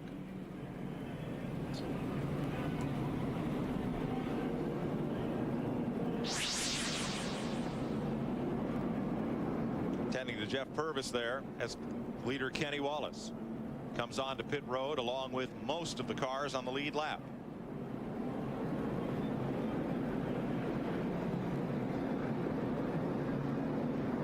Wallace is away. Quick stop. Todd Bodine's going to beat him out though, and Bodine will be the first of the cars that pitted to come back on the racetrack.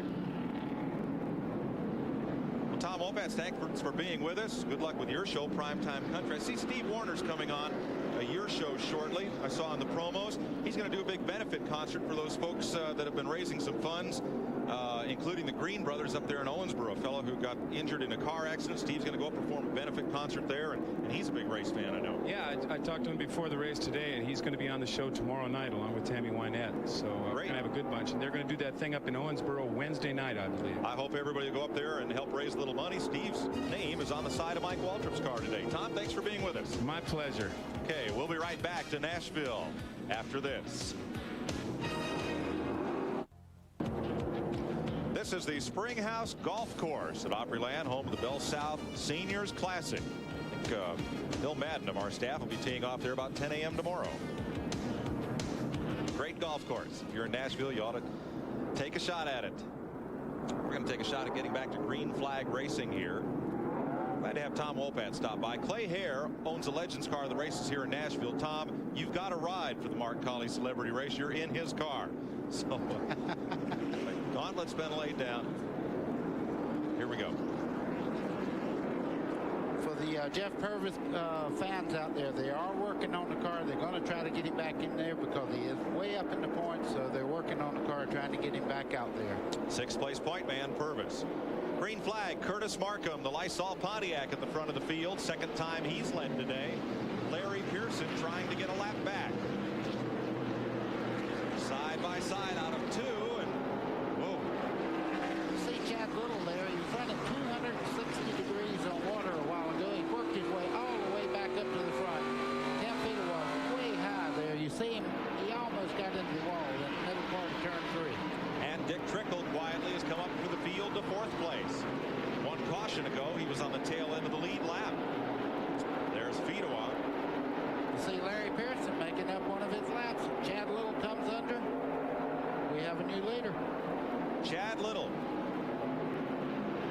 moves to the lead for only the second time this season. He led 1 lap at Daytona. Been 7 months since he had a top 10 finish. Maybe today's the day. That was Bristol in August of '95 when he finished 4th. McLaughlin now right on the bumper of Curtis Martin. And that's Jeremy Mayfield, black 98 car. Another of the hometown heroes. It's Bob McDonald's North Martin Star Motorsports machine. But there's trouble in the background back there. Kenny Wallace just changed tires. You seen him making it 3 wide down the front straightaway there in the 8th car. He is flying around this racetrack. That's what new tires do for you. Todd Bodine was fighting for the lead not long ago. You see Kenny Wallace just go up there and make the move without any problem at all. Jeremy Mayfield puts Chad Little back a spot. Mike McLaughlin did also in the 34 car. Now you're watching Dick Trickle, little tire rub there as he and Chad Little get together. Kenny Wallace is coming hard. So is Terry Little. Oh, hard to the wall. Mike Wallace just pasted the wall in turn 3. He's putting down a lot of fluids. I'm sure the yellow will be out. Look how far back the right front is pushed. Mike Wallace just hammered the wall. And hard. Wow. Barry Owen Duron Paints Ford, I think, is going to go to the garage.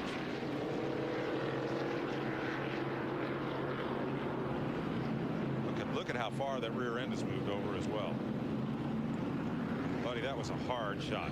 Well, I tell you what, you can tell by the angle of the right front corner there how hard he did hit it. Once you go up like that and start towards, yeah, it's knocked the rear end housing completely out from the wheel well there in the back. A scary moment for the St. Louis, Missouri driver Mike Wallace. The window net's down. He is okay. Yeah, they drop that window net to let the safety crews and all know that they're safe. That's a cue to them. They don't have to run over to see how you're doing. In last year's race here at Nashville, there were 8 caution flags. We've had 10 already today, and we're at lap 186.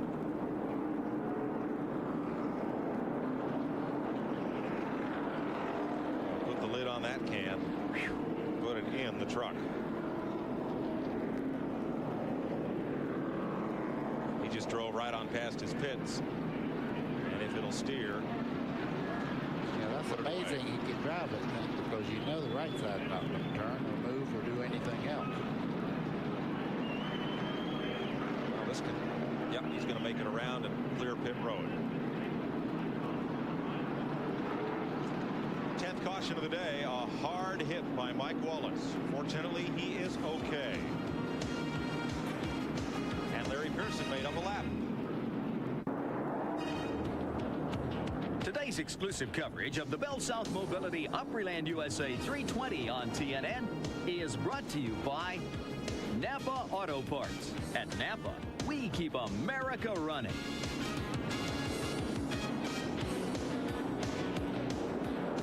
Laps past halfway, 130 laps to go here at Nashville Speedway USA. Mike Wallace took a walk over to David Green's car and was a bit upset, or over to David Green's crew. Now speaking with one of the NASCAR officials, here's Randy. Well, we've caught up with Mike. Mike, what happened? That's real simple. David Green's got a bulldozer sponsor, so he decided to drive like it, you know. I mean, this was a patience racetrack today. I mean, we were just riding. It was only 170 laps in the race. It's a 320-lap race. I give him the inside. He was all the way up to my left front fender, and he just drilled us. I mean, it's a shame. I mean, I guess it's great for a sponsor to know how good their equipment holds up, but there was no reason in it. No reason at all. He drives like an idiot, or drove like an idiot. You know, it's a shame for us. Duron Paints, Hollick Myers, Ford Thunderbird. We were just being patient. The whole day, it was just patience, patience, patience. The racetrack's coming apart. It's miserable to race on out there. And so he turned her into one of them D8 cats and blowed us away. Could he have gotten into some loose stuff and got up into you or not? No, he was on the bottom of the racetrack. You know, I give him the bottom groove. We were all on too good of tires for, it was a stupid moves, all it was. Okay, we're going back to green. Quick update on Jeff Purvis. He's in the infield care center complaining of left side ribs that are paining him right now as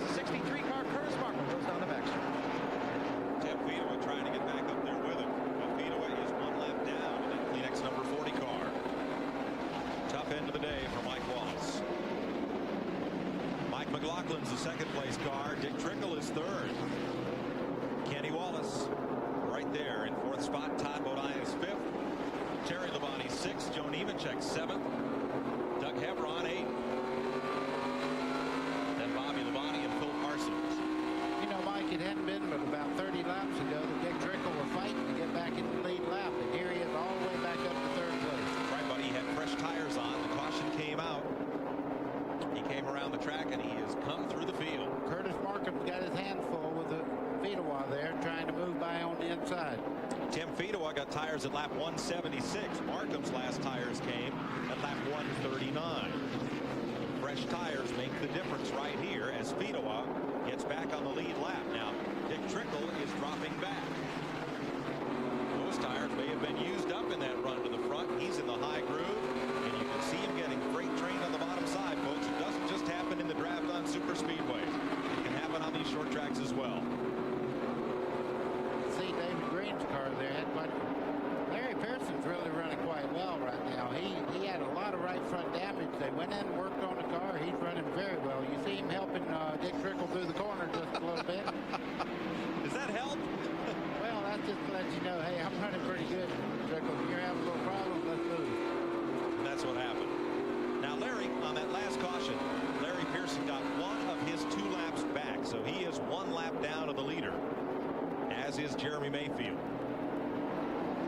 There's Mayfield in the black 98 upside of Todd Bodine. Terry Labonte in the 5 stars comes along. Joe Nemechek in the 87 as they start down the back straightaways.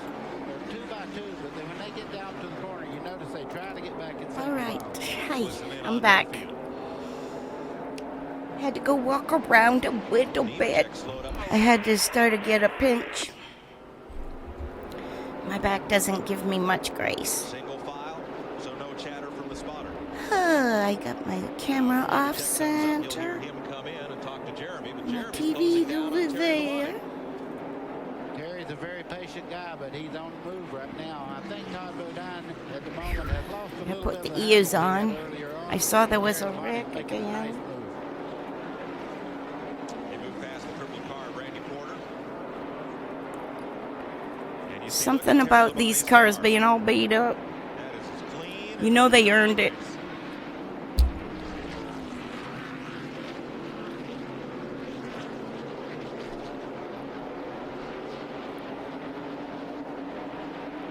take you back up front. Curtis Markham now has Mike McLaughlin and Kenny Wallace right there. Boy, Kenny Wallace, if anybody got an award today for passing the most cars, he'd already have it in his back pocket. That car is a rocket ship that Kenny Wallace is driving. He's passed everybody twice. You know, his car is very clean, though. You was talking about clean race cars. Kenny Wallace's car also is very clean. It's fast, but he hadn't just run in there and banked off people. He's kept the car basically clean the whole day. Kenny Wallace up to second spot now. He got tires at lap 101. Curtis Markham is your race leader. Now here is Doug Hebron in 75 and Bobby Labonte in 44. They traded a little paint. A Ford Chevy battle. Phil Parsons in the 10 Chanelot car right there with them. And Mike Waltrip in the number 12 BMW Windows Ford. Now Todd Bodine and Terry Labonte again.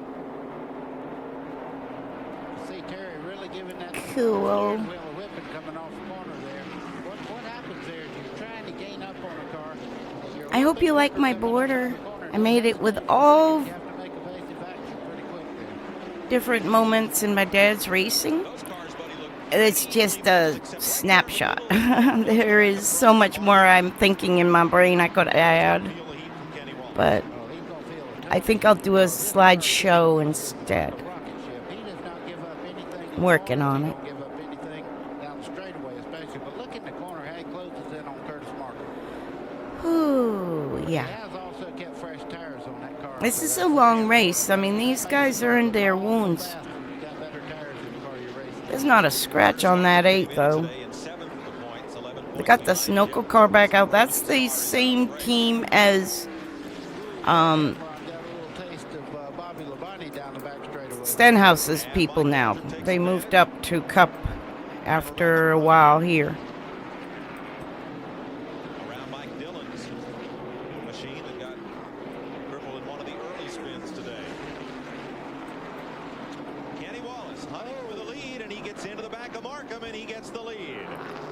Markham lifted. Markham comes down the racetrack. Kenny goes on.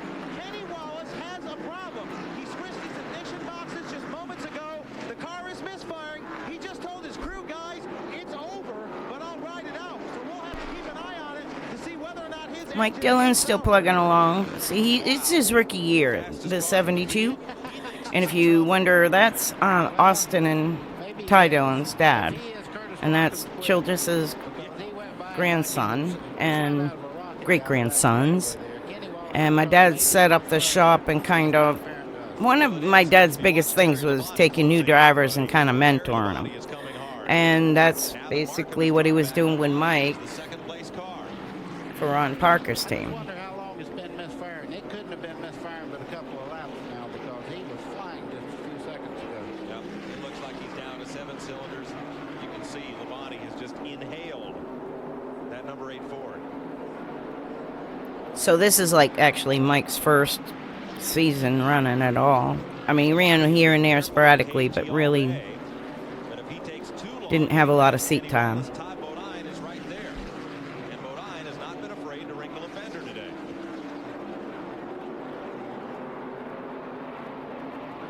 There they are, your leaders down the front straightaway, going around Randy Porter. You see how far Curtis Markham went back through the field. He needs tires in the worst way. If a caution comes out, boy, it would really play into his hand because he's out of tires right now. He's just riding around.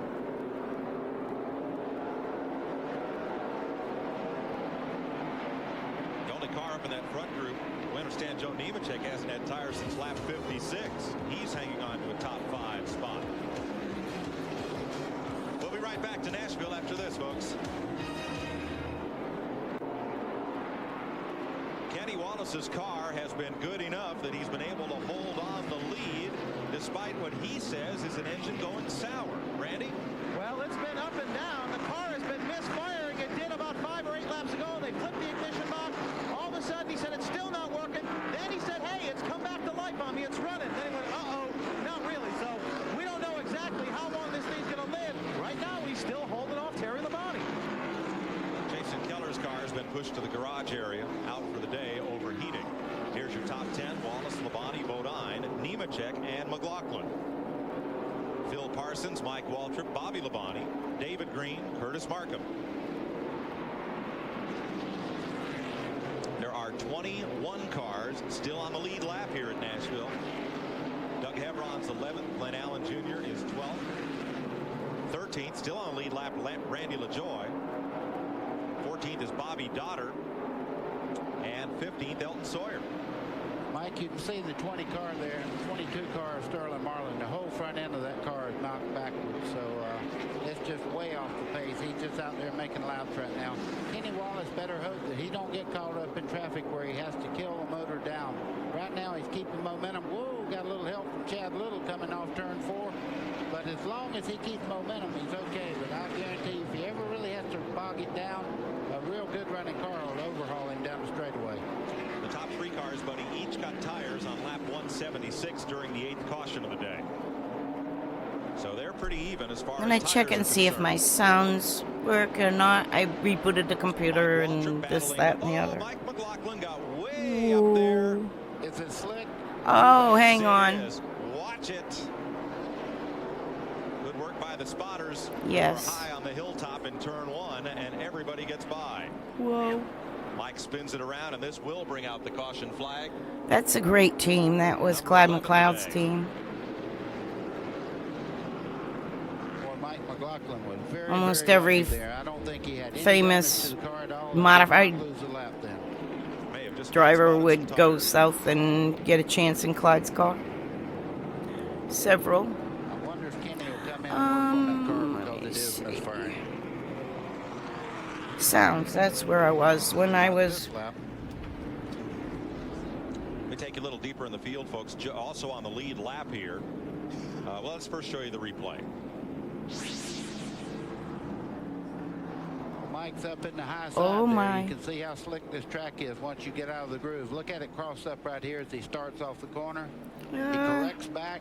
Now it takes a step back towards the outside wall. You better get on the binders there.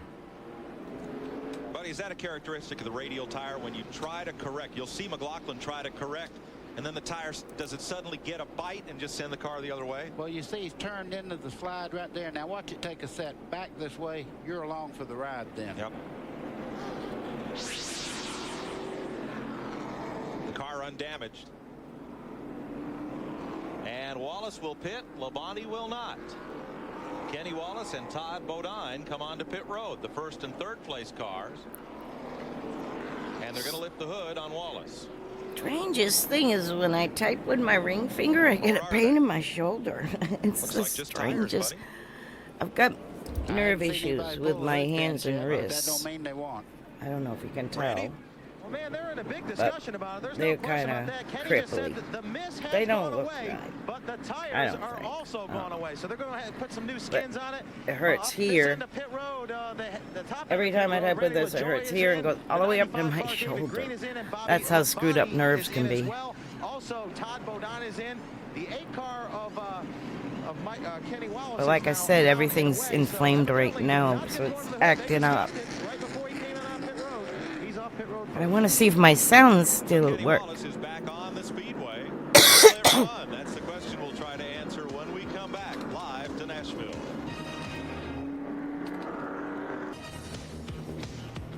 Here in Nashville, Opryland, USA. Yeah, they work. Along the Cumberland River. Hotel, amusement park, lots of attractions. About a week's worth if you come to visit. And if you come in late June, you'll see the TNN Salute to Motorsports at Opryland, June 26th to 30th. For more information, call weekdays 615-889-6611. Shall we play a game? Hermie Sadler there, he's just riding along, enjoying the ride right now. He's been running as hard as he possibly can. He just hadn't made it. I forgot about that one. One lap down in 24th position. A lot of pit stops under that caution flag as we get set for the restart. Terry Labonte will be the leader. He did not pit. Well, that proves that Terry Labonte's human. He has hit somebody with the front of that car. It has a little ding on the nose. It wasn't the pace car, was it? I think comedy and wild are the same. I've screwed something up. But that's okay. Of 100 laps to go. I'm learning. I got him. I did him. Sort of. Alongside Labonte.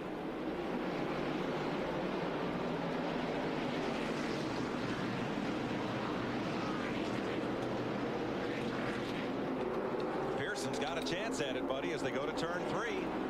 He's got a bad line to try to make anything up on Terry Labonte as you see him go through the corner there. You saw Hermie Sadler slow. He got bounced around on the restart down in turn 1. He's back up to speed. But Mike Waltrip is not. Cars are streaming past him going into the corner. Whoa, we have a car going straight into the wall. McLaughlin hit it hard. That in-car camera had that all the way. You could see him going down into turn 1. The right front was already flat and into the wall. That was totally coincidental, but very He and Larry Pearson well has gotten timed. his lap back, I'm and proud of so myself. Perhaps did Jeremy Mayfield. Yes. For nothing. I just hit the button. I'm glad that I like comedy. I love comedies, cartoons, because if you laugh, it's medicine, you know. So I rarely watch sad stuff unless I got an anxiety attack and it won't come out my eyes. Watch something sad. It's all health related. Okay, you see Mike right there making a Holistic medicine, which I don't endorse or know anything about it. These are just things I have personally done, and do not recommend anything without talking to your doctor. That hurts up here. Been there, done that. Disclaimers. God almighty, my back is killing me.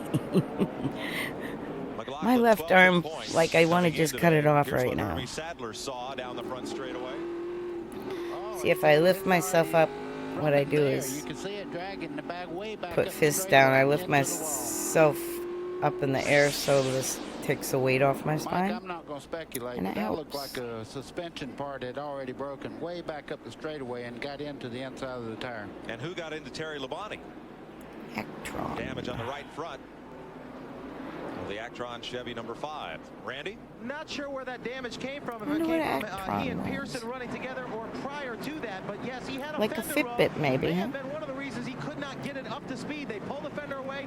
After they changed right side tires, Jackman slings the jack around.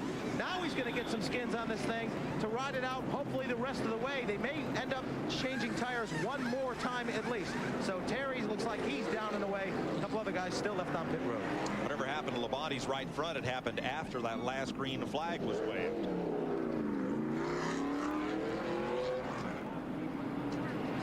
A lot of action on pit road. Larry Pearson. I would have swore it was like aspirin or Tylenol. Looks like a Tylenol.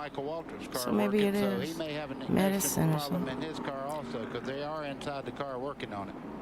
That's one thing, if y'all do deal with back issues, I've been on anti-inflammatories from the time I was 16 until about 3 years ago, and it really did a lot of kidney damage for my age.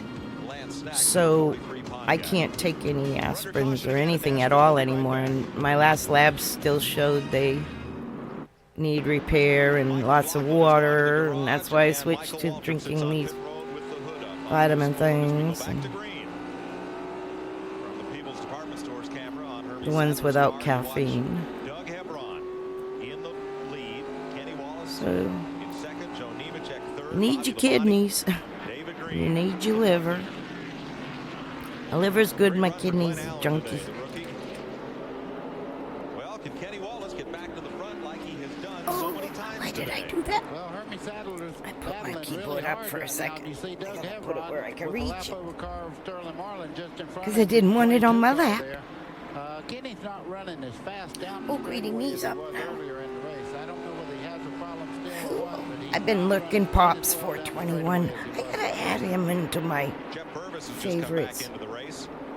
If he can run 14 laps, he'll pick up 3 more positions. That's why he's come back I should out. at the end of my videos put a little shout out blurb to a few of the streamers I follow. I'm really glad to see him have a good run. Very talented race car driver. He deserves this kind of run. They called him the young one at Oswego Speedway, where he stood them on in their ear with his super modifieds in his teens and early 20s. Had success in the NASCAR modified division and then came to Busch Series racing. Back behind the wheel of Charlie Henderson's Food Country car this year. And Kenny Wallace is coming. He gave him a little introduction to the nose job there. He Hermie's a lap down, so I'm sure he probably looked back and said, I better let him go. That he did. Now, on the tail end of the lead lap are Chad Little and Sterling Marlin. Just out in front of Hevron, but they do not appear to be holding him up, buddy. Uh-oh, Kenny Wallace is off the pace. That's too bad. Randy? Well, that's what we've been waiting for and speculating on today. He's tried to nurse it, tried to do what he had to do. I really just thought of something. So we'll have to wait and see. I watch several different genres of streamers on several platforms, and there's things I super love about some of them, and the same ones I super love. There's certain things that I From Nashville now with that team relocated to Charlotte. can say kind of pros and cons, you know, but they are overall plus because I watch them. Hevron has his hands full. Joe Nemechek right there. In my own opinion, it's kind of like a little streamer review.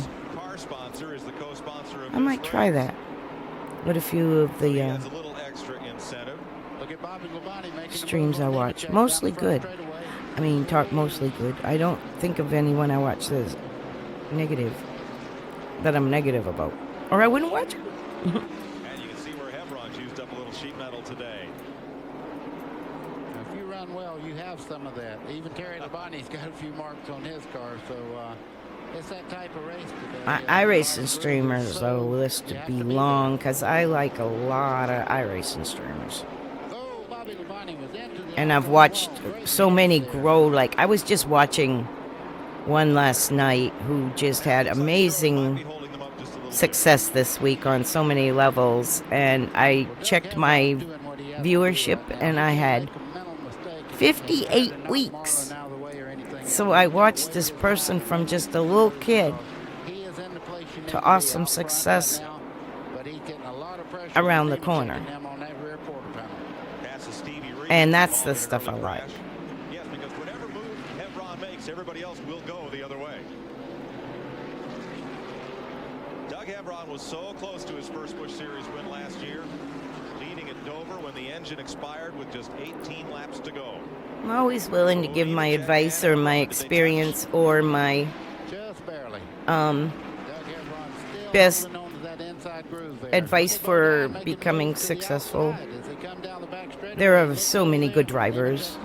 So many. And if you make it even to this level, like even the guys in the last place in the little teams, just to make it that far was such an accomplishment back then.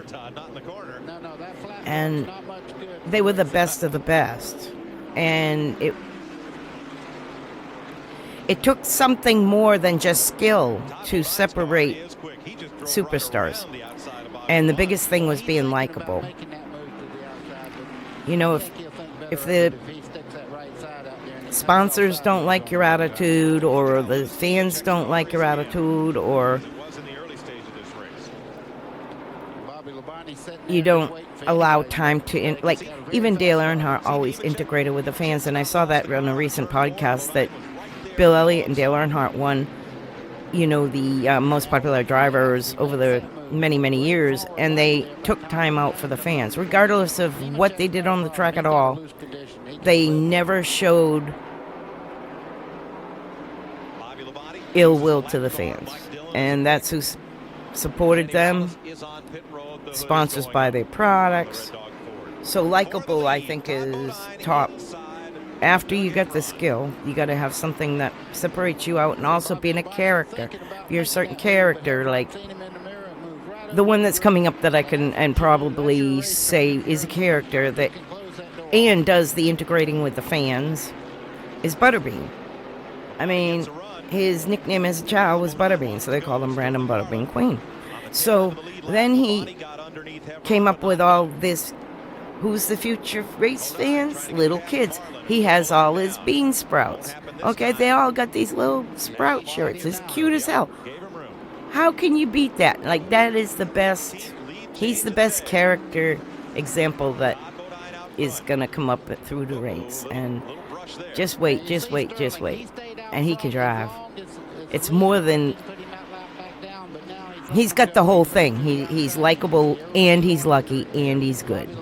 You know, above all, you can be the best and be likable and do everything right and still have bad luck. So, I like racing. And when I see someone successful, whether it be in a car or on a team or in the broadcast booth or working in a museum or doing like Stapleton, I'm so happy for him. Stapleton 42 would be definitely on my list of suggestions. Of course, you know, Eric and Dirty Mo and all the regular guys are, you know, Kenny Wallace and Schrader and them, and they all got great things going on too. But some of the little guys that have a lot to offer, I watch a lot of them on YouTube, mostly. Put up on Tim Fedowa's car, and Kenny Wallace has gone to the garage. Kind of like Tony Walsh. I like the ones that do their reality type videos in the garage and on the shows. I mean, it really involves the fans in becoming attached to you. Oh man. Out with a bang, it says on the hood. That's the name of David Lee Murphy CD, and that is what happened to Jeff Purvis today. He makes the nicest looking cars, though. Turn one, it was Randy Porter and I think Larry Pearson. Did you see his car at the Snowball Derby? I mean, it gave me chills. It gave me chills just now saying it. James Finch's car for his son Jake. Just the legacies that go into this racing sport, and Here's Todd Bodine coming to the caution. I guess some families would say it's sacrifices to have to live on the road and stuff and not have a normal life, but I wouldn't trade it. To me, it was, I got to see history, you know? That stuff, like, when I think about it, is pretty colossal for me to actually know at the time what I was in. We had no idea what we were involved in, where it would go, and I'm telling you, man, I wouldn't trade it for the world. It's a great CD. Dust on the Bottle went #1. I just feel bad for Purvis. He had absolutely nothing to do with that. He's on the bottom of the racetrack and just got collected. That's right. God, that's a pretty Ram truck that could pull my rig. That had as few as 10 laps more than he did. So he was trying to pick up those positions. He came in here 6th in points. Doug Hebron on pit road there. As Jeff Purvis climbs out, he's okay. James Finch's car is not. Now, as we were under green, Joe Bessie slapped the wall. That did not bring out the caution. Look way up high on the racetrack, top of your screen. We've seen this before. When you get way high on the racetrack here, back end break loose. He just got up into the outside wall. A lot of damage to the right side of his car. All right, what's the difference between that and what Bell did? Just saying. Just saying. Under caution at lap 270. That's holding on to your butt. That was what Bell did. And we'll take a break here. I'm sorry, that was a stupid fine. Did I say that out loud? Yeah, I did. Welcome back to Nashville Speedway, USA. One to go this time by. Promoter Bob Harmon, in honor of St. Patrick's Day, brought in the Nashville Pipe and Drum Band. It's the old Baker clan. Are they playing? I think that is so pretty a music. I love ethnic music, all kinds. For Paul Schaefer. Every Saturday at 6 p.m. Race Talk is on the air here on the Nashville Network. You get to call in your because I grew up, you know, Finnish hops, which are like polkas. The Finnish hops are the dances. It's called hop, and they have a Finnish polka, and it's the same as all the other polkas. Chad tries to get it back under control, gets into the side, and then they hit poor old Purvis, who's just out there for a ride. And around goes Todd Bodine, and anybody tells you to keep them locked up till you stop, that's a good argument against it, because he did a great save there. Let's check with Randy. Be where the other cars aren't going to be his best thing. Well, you know, the Red Dog Square D card, it's all I want to do. I want to thank them because uh-oh, I mean, in the wall again. To get the sponsors in there, everybody knows we were the best. What are we going to do, you know? Go to Darlington. That's it for Kenny Wallace. Green flag. And that may be it for Chad Little. He did not get his lap back from Todd Bodine. Oh, that's why he was flooring it. The marble slapped the wall, but he's still running. One lap down. Todd Bodine now has Bobby Labonte to contend with for the lead. This is a long race. I'm sorry about that, but let's see, 2 hours. It's another 27 minutes, but yeah, I was just checking. They still got a little ways to go. They still got to get, but yeah, Chad had a last-ditch effort to get back on the lead lap, which I think there were quite a few still on the lead lap with all these cautions. I'd tend to bet there's still 20 on the lead lap. Close to it. They haven't had a rundown that I paid attention to. Looks like Dr. Denton Fender has been here. Man, I overlooked watching this race because I didn't go here. This has been an exciting race. 11th place. And right with them, Jeremy Mayfield.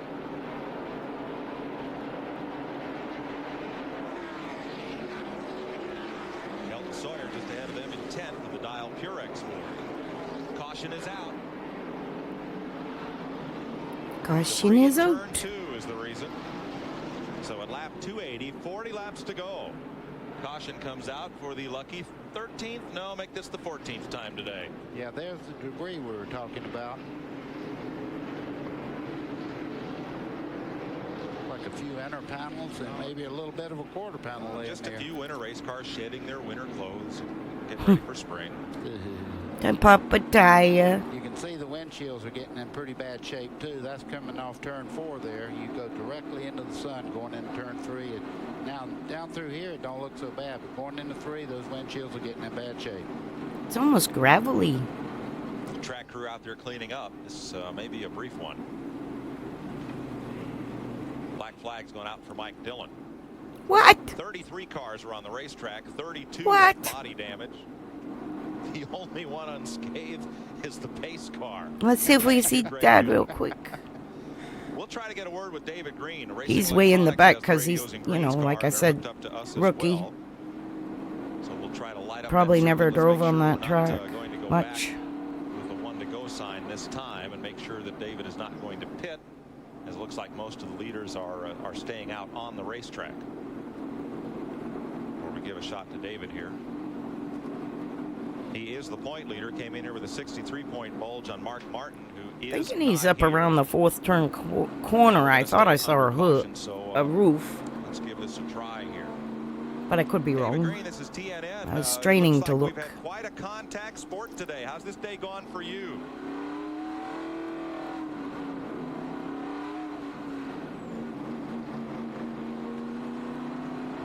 I've got a transmit light on, and we'll have to double check here. David, this is the Nashville Network. Do you have a copy on us? We'll try it again in a bit. From the looks of that car, he might have knocked the antenna off of it. It's a possibility. David just cleaning the tires there. And we'll be back to Nashville with Busch Racing live on TNN right after this word. See what's going on. Back under green. We're back under green. Slow in the back straightaway. We've just dropped the green flag for the restart. Sadler trying to gain back to speed. Todd Bodine took off with the lead, and Sterling Marlin dropped in there, separating Bodine from second place Bobby Labonte. We'll pass along that the racing electronics gear did work just fine. David Green heard us and responded. For some technical reason, it was not patched through for you to hear his response on air. We'll work with that. Under 40 laps to go. And now David Green alongside Sterling Marlin. And into turn 1, caution waves. Oh, dude. Somebody's bumper cover that Todd Bodine just ran over. Plastic, shouldn't hurt the car. See Sterling coming around there. I don't think Lynn saw it. Lap, but the leader come through. Todd Bodine, he did not make up his lap. It's in an area that. Ooh. That's Randy LaJoy's, judging by the big FINA decal on the side. Yeah, it's big giveaway. 32 laps to go.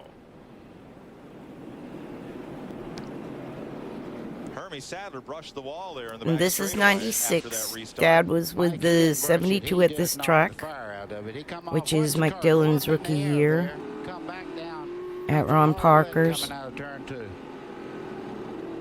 loss of momentum allowed 5 cars to go underneath him, but Sadler continues on.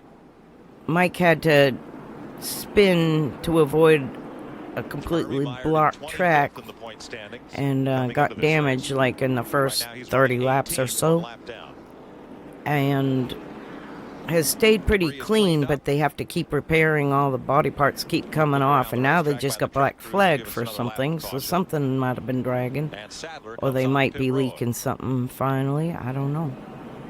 John Munson and crew You can overheat when you get a lot of nose damage. And right behind him, Jeff Fuller, who had a tough day after cutting down a right rear tire. Halfway through the year at Bristol, my father will join that ST Motorsports team, which is, like I said, it's been renamed now, and with Want to say hi to Tommy Gale, a former guest checker Tad and Jody, and Pennsylvania. He's spent a little time between the sheets.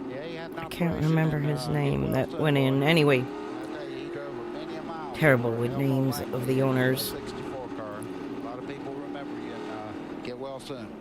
He and Dick May gave us a lot of laughs along the The way. basketball player from Tar Heels Rodney Combs has managed to keep that car on the lead owns lap it now, and it's Cup team now, not a Busch team.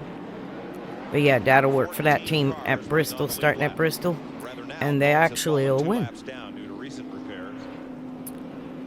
Todd Bodine the leader as they get one to go. That would be my dad's third win in Busch. Well, no, I take it back. Well, third win as a crew chief, but not crew chief, but like doing the chassis on most of them. Some of them crew chief. He had 2 with Joe. In 10th, Elton Sawyer. 11th, Dick Trickle. 12th, He's gonna have 2 with Fido, and he'll have the one at Bristol with the ST Motorsports. Sterling Marlin, Chad Little, Bobby Dotter, and Hermie Sadler. Rodney Combs and Jim Bound round out the top 20. 32 laps to go. Getting ready to go green. Well, let's pick right up where we left off and see what Bobby Labonte has for Todd Bodine. Boy, Bodine got a big jump on the restart, but this time Bobby Labonte clears the lapped car of Sterling Marlin. David Green does not. See David Green down there on the inside going under Sterling Marlin. That's the first 3 cars that you see him come by. David Green is running very well. That car is handling quite well right now. I think he's going to give the lead cars a bunch of trouble as they get down near the end. Todd Bodine, I don't know what his tires are like right now, but he's running awfully well. Oh, man. His tire was cut from running over that. Oh, dang. What was that flew up in the air? Did you see that? He fires it up, but I don't think he's going to drive it back in, is he? Well, the right front's gone on it. You see it's not even turning, so it's knocked back into the firewall. That's a strange piece of black. Something went flying through the camera screen real close. Maybe it was just a little piece of dust and it was close because it looked big. That is a tough one. Like flying debris. Before the break there, he run over that bumper on the back straightaway there. It is fiberglass, but it might have just punctured that tire a little bit. And It's fiberglass, but it does have metal clips to attach them to the roll cage or frame or whatever. See him going down into turn 3. He's the first car there. Now watch him when he turns in. Oh, it breaks loose. Right rear's loose. He just got in there a little bit stiff. And could have been a right rear broke. The tires, you don't know how well it was gripping as he started in the corner. The back just come around on him. See that? What's that? He is trying to drive I thought I was imagining it. Remember, they have no sponsor for this team. They were trying to pick up a big paycheck Jeez. and attract a sponsor. They want to run the entire season with this car, but need some funding to do it. And this sure won't help. Hardest thing in racing is not to hit crap. You know, if you just don't hit Todd stuff. Bodine led 3 times today for 36 laps. It's been a tough day for several drivers. This is just the latest in a long list of bitter disappointments today. 16 caution. Will be right back. 34 laps to I know go it when they sounds get so this restart. simple, but I was being snarky. Yeah, it's just so hard to not hit stuff, especially on a short track. Did it damage his tire? I think it punctured the rear. He's been going in that corner hard all day, but you see Right the there, back end boom. take off. He goes up, makes a hard lick to the outside wall there, drives the right front right into the firewall.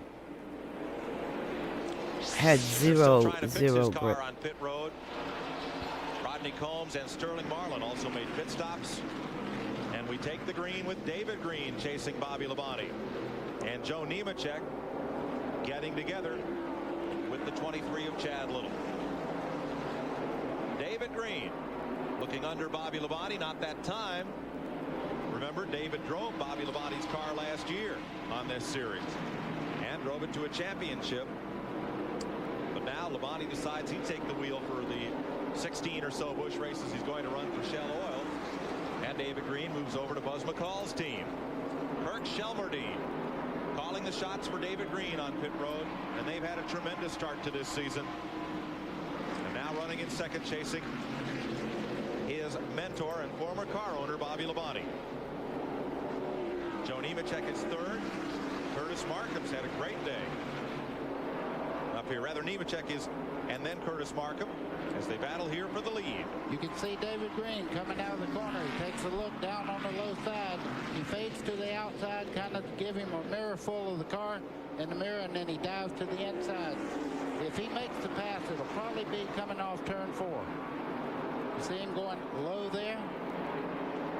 Couldn't quite get the drive up off the corner to close in on Bobby Labonte. He's racing a very talented race car driver there. Bobby Labonte does not make many mistakes. 20 laps to go.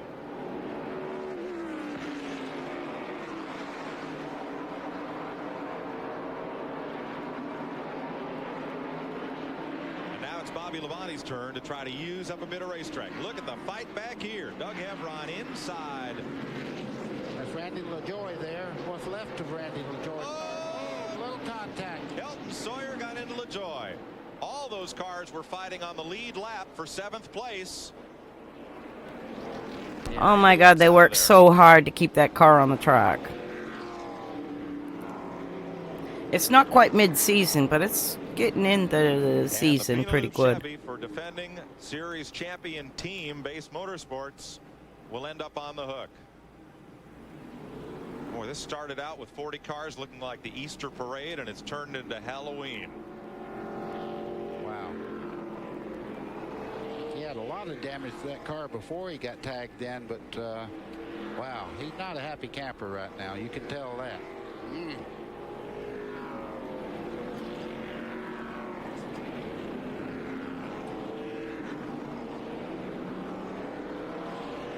Not one, but 2 hard shots.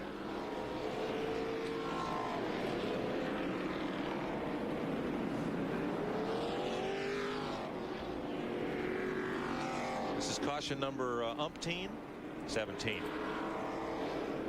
There's Hebron's car. He's got a little right side tire rub, and Elton Sawyer, the 2 other cars involved.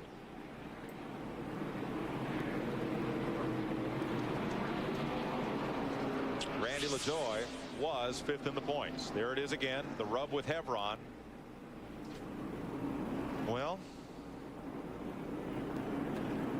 kind of looked like Randy came back down to the bottom groove and Elton was already there. Hard to say, just not enough room at that part of the racetrack for 2 cars. And he hit the outside wall there very, very hard.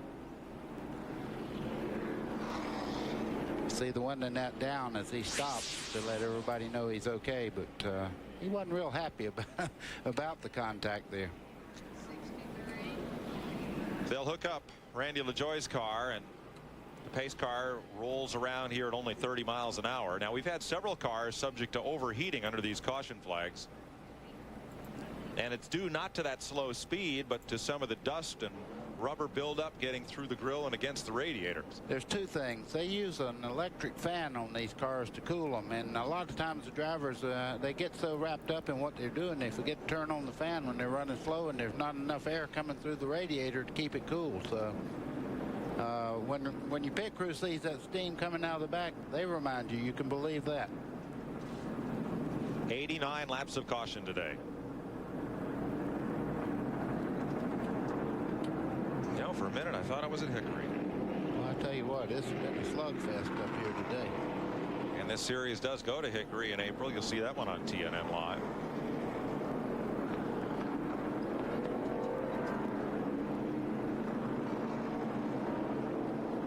Well, they'll have a bit of cleanup to do here. 16 laps to go.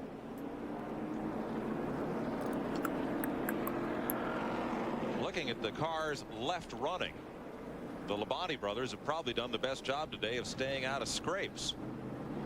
Let's go to David Green's pit. Let's find out if he has anything for Bobby Labonte with Randy. Well, the guy in the pits now, familiar face, familiar position. Kirk Shelmerdine won so many championships with Dale Earnhardt. You're doing a heck of a job. What's he saying about the car and this race? Well, he knows he can win. It's just going to be kind of how the cards fall there. I got him in trouble gambling a little earlier and got back in the pack and got him turned around, and all the wheels are kind of pointing different directions now, but he's doing a real good job with it, and this is his kind of track, and he has a lot of confidence in Bobby there. I think he's not afraid to race with him, so we'll see what happens. What about your situation as far as driving and crew chief? chassis consultant. I don't know about tomorrow. Catch me then. He was interviewed on Dirty Mo about that particular incident. He's a valuable asset to any race team, and he's got David Green. That he refused to take crew chief, and he said, like, then he had a mic stuck in his face. We'll be right back with you live at Nashville. He didn't want to be a crew chief. Welcome back to Nashville. NASCAR now has an official store. Or the title. NASCAR Thunder, and it opens May 11th at Gwinnett Mall Place in Atlanta, Georgia. There was an old saying in racing, if you had a title, you were the next on the chopping block. Down to the final laps here in Nashville. Mike Joy with Buddy Baker and Randy Pemberton. 13 laps to go, and they give him the 1-to-go sign. Immediately following our live coverage here at Nashville, the Gator Nationals, the Mac Tool Gator Nationals from Gainesville, Florida. Final round NHRA action. Steve Evans and the TNN crew will be there. Look at the walking wounded that are here. Not a pretty sight. But the cars up front, well, they build like you said, the Labanis have really watched their cars pretty well today. They're in good shape. Buddy, I think you have to go a long way to find drivers that drive further out front of their cars than the Labonte brothers. Exactly. If you ever talk to their dad, you bend that car up, you got trouble. That's it. Lights out on the safety car. We're going to race here for 12 laps. Hermie Sadler's roof cam to show us this restart. Bobby Labonte is on the button. David Green trying to I heard Mike go. I was adding some channel things to my channel, and I heard my computer groan. Of Chad Little. It'll be 10 laps to go this time by. Uh-oh. Elton Sawyer brushed the wall in turn 2. 10 to go. Well, you see Joe Nemechek here in third spot. 10 to go. He's not able to close in, but I believe David Green may make a show out of this thing because Bobby Labonte is not pulling away from him. Bobby Labonte is here to run for money. David Green is running for the championship. Will he get alongside Bobby Labonte with 9 laps to go? Trouble front straightaway. Ah, man, come on now. Stop hitting crap. Terry Labonte rolling along side by side, clears Chad Little. So the front 6 cars in this race make that front 7. Oh, thank goodness, no caution. David Green edging closer to Labonte. Boy, he's got a lot of car, but Bobby Labonte is running a perfect line around this racetrack. It's going to be extremely hard to make. Just sometimes it's just not as easy as other times. This was one tough race for these guys. Bobby Labonte make a mistake. 7 laps to go. Teams, drivers, everybody. Saw Bobby Labonte make a mistake. Commentators. He's a cool customer. Well, he's got a pretty good customer right behind him there, and I guarantee you David Green's thinking points, but the main thing race car drivers think about is winning races. That's what he's thinking about right now, I would say. I agree. 6 laps to go. Nemechek is 3rd. Curtis Markham's had a great day. He's 4th. Phil Parsons is 5th. 6th is Terry Labonte. 7th, the rookie Glenn Allen. 8th is Dick Trickle, and 9th, Jeremy Mayfield. 10th is Larry Pearson. David Green has now stopped closing. Labonte's got a little breathing room. Let's go back here to 3rd place. And 4th place, Curtis Markham. Parsons in 5th. Terry Labonte in 6th. Well, Terry's worked his way all the way back up to 5th, but he's got 2 Tigers in front of him there. Phil Parsons gives quarters nobody as you see him make the move on Curtis Markham. They both move past Markham. Drop the Lysol Pontiac to 6th. Handful of laps. Best race on the track is for 3rd. Here comes Parsons. Looking low on Nemechek, whose car's been loose a good bit of the day. He's got enough room. Opens the door. Terry Labonte says thank you. Moves right in there. Curtis Markham tucking in there very tight. He's trying to take the inside. Nemechek's in trouble right now. He's on the outside of the track as Curtis Markham tries to get by him. And 3 to go. Green is there for the lead. He's right up against the back bumper now. I saw smoke something. Somebody's brake smoke or something puff. He's stout in the middle of the corner. But Labonte has straightaway speed.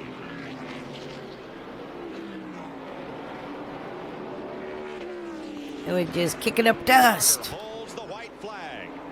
That's as close as David Green has been these last couple of White laps. flag, white flag, white flag. Does he have anything, Mike? Trouble turn 4. Oh, come on. Around goes Larry Pearson. All the way around. He Keep grabs the gear going. and goes. We're going to race to the checker. Oh my God, someone in the wall. They come towards the checkered flag. Labonte into turn 3. David Green comes right up. All but touches Labonte. Comes off the corner and Bobby Labonte to win it. Good race. Holy mackerel. Great job finishing third. That was an exhausting race, wasn't it not? Green did all he could do without putting the car Pop in Labonte jeopardy, there. and Bobby Labonte will win it.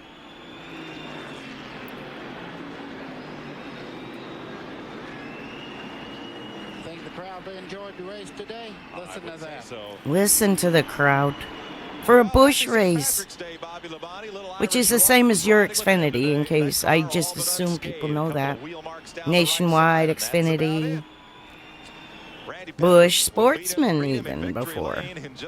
And they were the Strictly stock before. Well, that's all Welcome back to controversial. Nashville Speedway, USA, where the first test of the new asphalt by the Busch Grand National cars has seen Bobby Labonte come to victory lane in the Shell Strictly Chevrolet. stock was first brought out to the when the modifieds were modified, they wanted something strictly stock, Surround Bobby Labonte, and that became Cup. the happy victor. Randy Pemberton is in the midst there somewhere.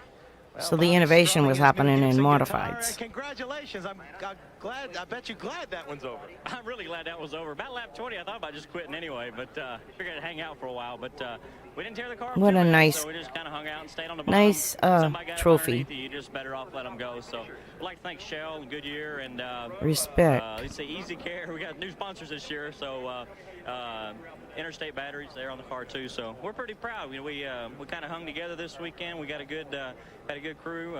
Pit stops were good. We just had a good day. Just kind of stayed out of trouble. And last year's driver followed you right to the checkered flag. He did a good job as well. I tell you what, he's tough here and he's tough everywhere. But I guess I got the best car owner average for the past 2 years. But I think we had a good day, and just like to thank Chevrolet and everybody that helped out. It's been a great day, and I don't know what to say other than that. We just had a lot of fun. Congratulations to Bobby Labonte and Bobby Labonte Racing. He comes home first today. Those were like a prestigious trophy.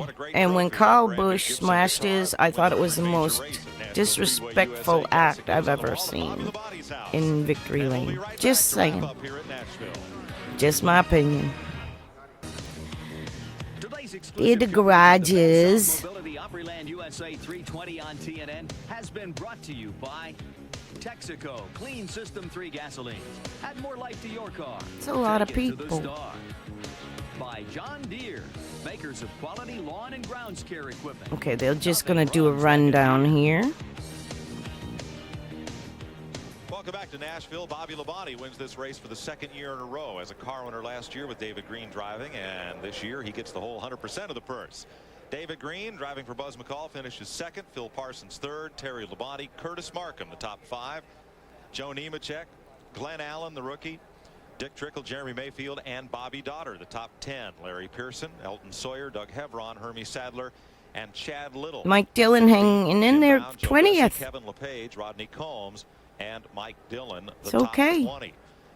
Most of these cars ended up in the garage area at the end of the day. Marlin was running. Jeff Fuller's sophomore jinx 81, continues. Tim Fleetwood, and 47, then Randy Porter, Kenny Wallace in the garage, Chuck Bound, and Bobby 34, Jones cars, several laps down. 74, Mike Waltrip and all Michael New Watkins, they England ended early, modified as did drivers. the rest of the top 40 out of the race. 59 as well. I think he was a little later than I was around, so I'm not sure. Continues. Bobby Labonte won the race, but he is not in the war for the chase for the If he season. came out of Busch North. Labonte, though, is second in the standings. Curtis Markham is Think third. so. Terry Labonte fourth. Randy LaJoy fifth. Then Phil Parsons, Rodney Combs, Jeff Purvis, Glenn Allen, and Mark Martin. Quite a day. Wow. Wow, I'm telling you, they did a great race here. No you know, joke. it was new pavement. There was Ooh. a lot of untested stuff here, and we had a lot of buildup on the outside of the racetrack that tore up a lot of race cars, but it was a good race. Well, Bobby Labonte picks up win number 7 in his Busch Grand National career, his last one at Michigan in August of 1994. Our live tripleheader of racing continues from Gainesville, Florida. The Mac Tools Gator Nationals Okay, now a shout out to Austin LaPlante right here.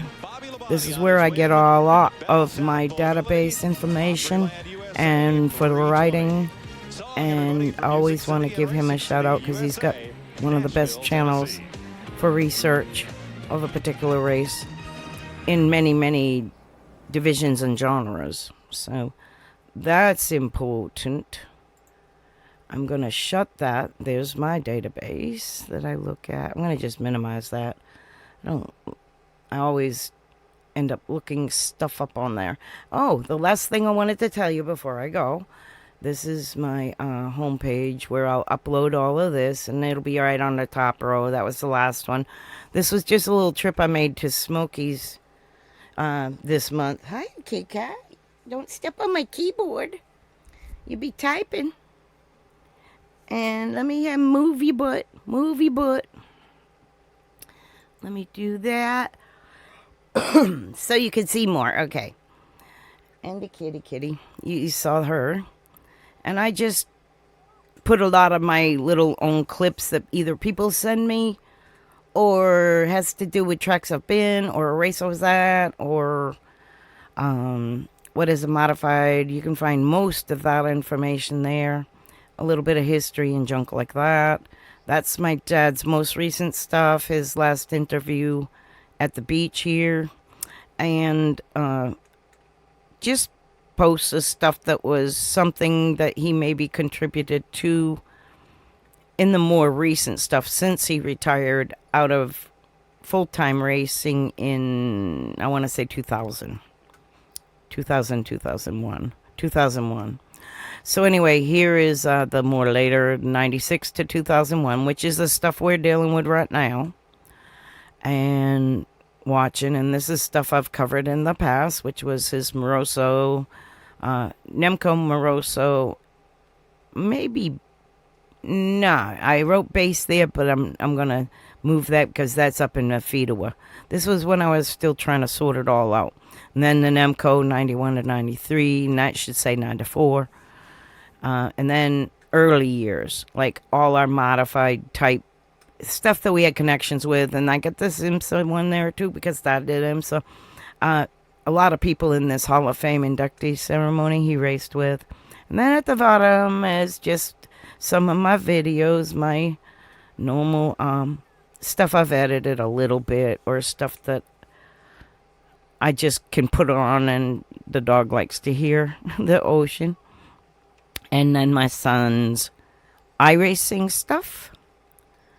And some of his family, because he's Fats Caruso's grandnephew. So there's some stuff probably on Fats in there. I'm not sure. Might be more in the modifieds, maybe.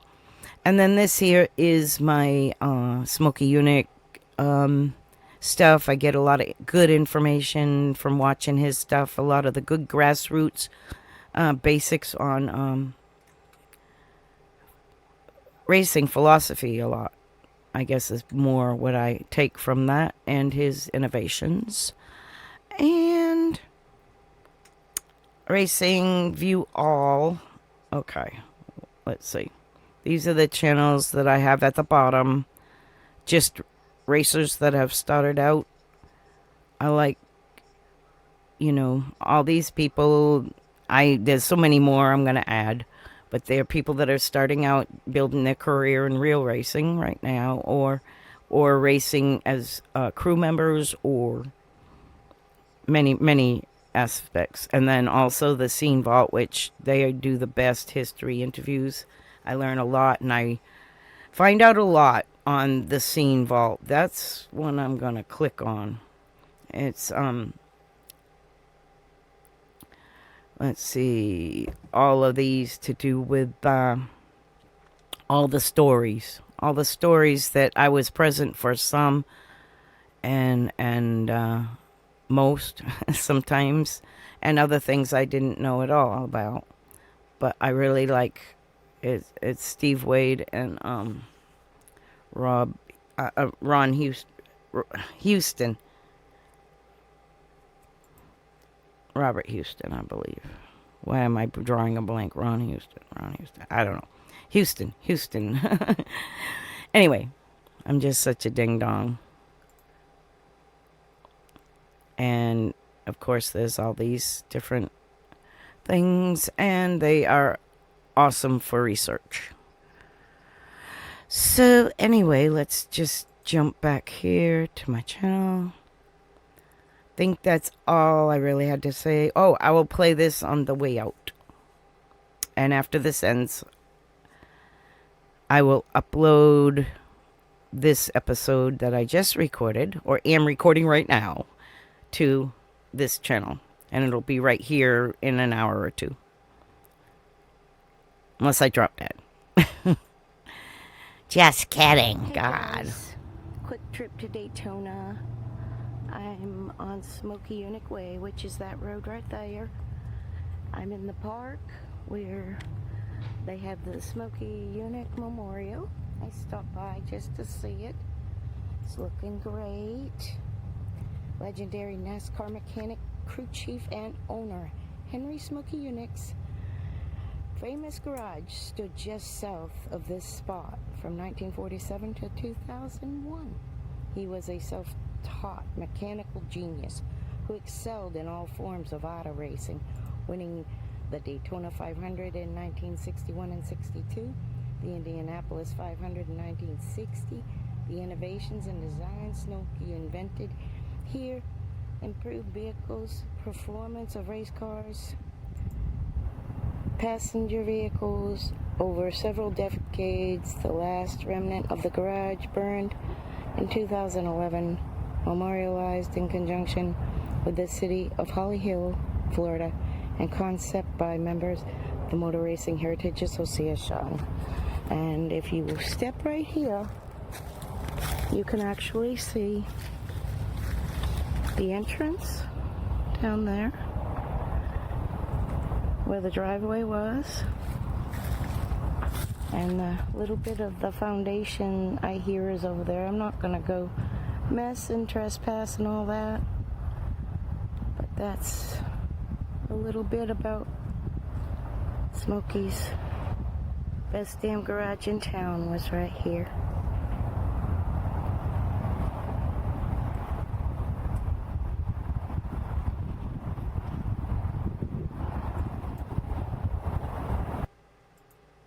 That was pretty cool, I thought. Anyway, I did a pretty good job there. If you go to my playlist, I just closed it like a ding-dong. Didn't mean to. I'll bring it right back up real quick. I'll show you something. There was a really... Oh, I should put him as a recommend, too, to watch. There was a really, really good... and he still does a lot of motorsports and events and concerts and such, but he did about the best tour of this property and showing pictures of the existed buildings at the... Hi, baby, what? What? See, you won't let me... You won't let me finish? Huh? You don't let me finish? Okay.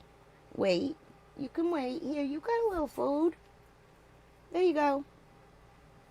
So anyway, let me get back to what I was doing. She was insisting that I pay attention to her for a minute. You heard her yell. She has a very bossy little child attitude, but she's cool. She's really cool. But anyway, on my Smoky Unique section that I had told you already was on the bottom of the list, just above the racing stuff. The very next one right here, Then and Now, he does an incredible video, K-Train Productions. So I'm going to add him to my racing stuff too, because he'll be at the 24 Hours of Daytona, or he has 24 Hours of Daytona tape, if you wanted to look back.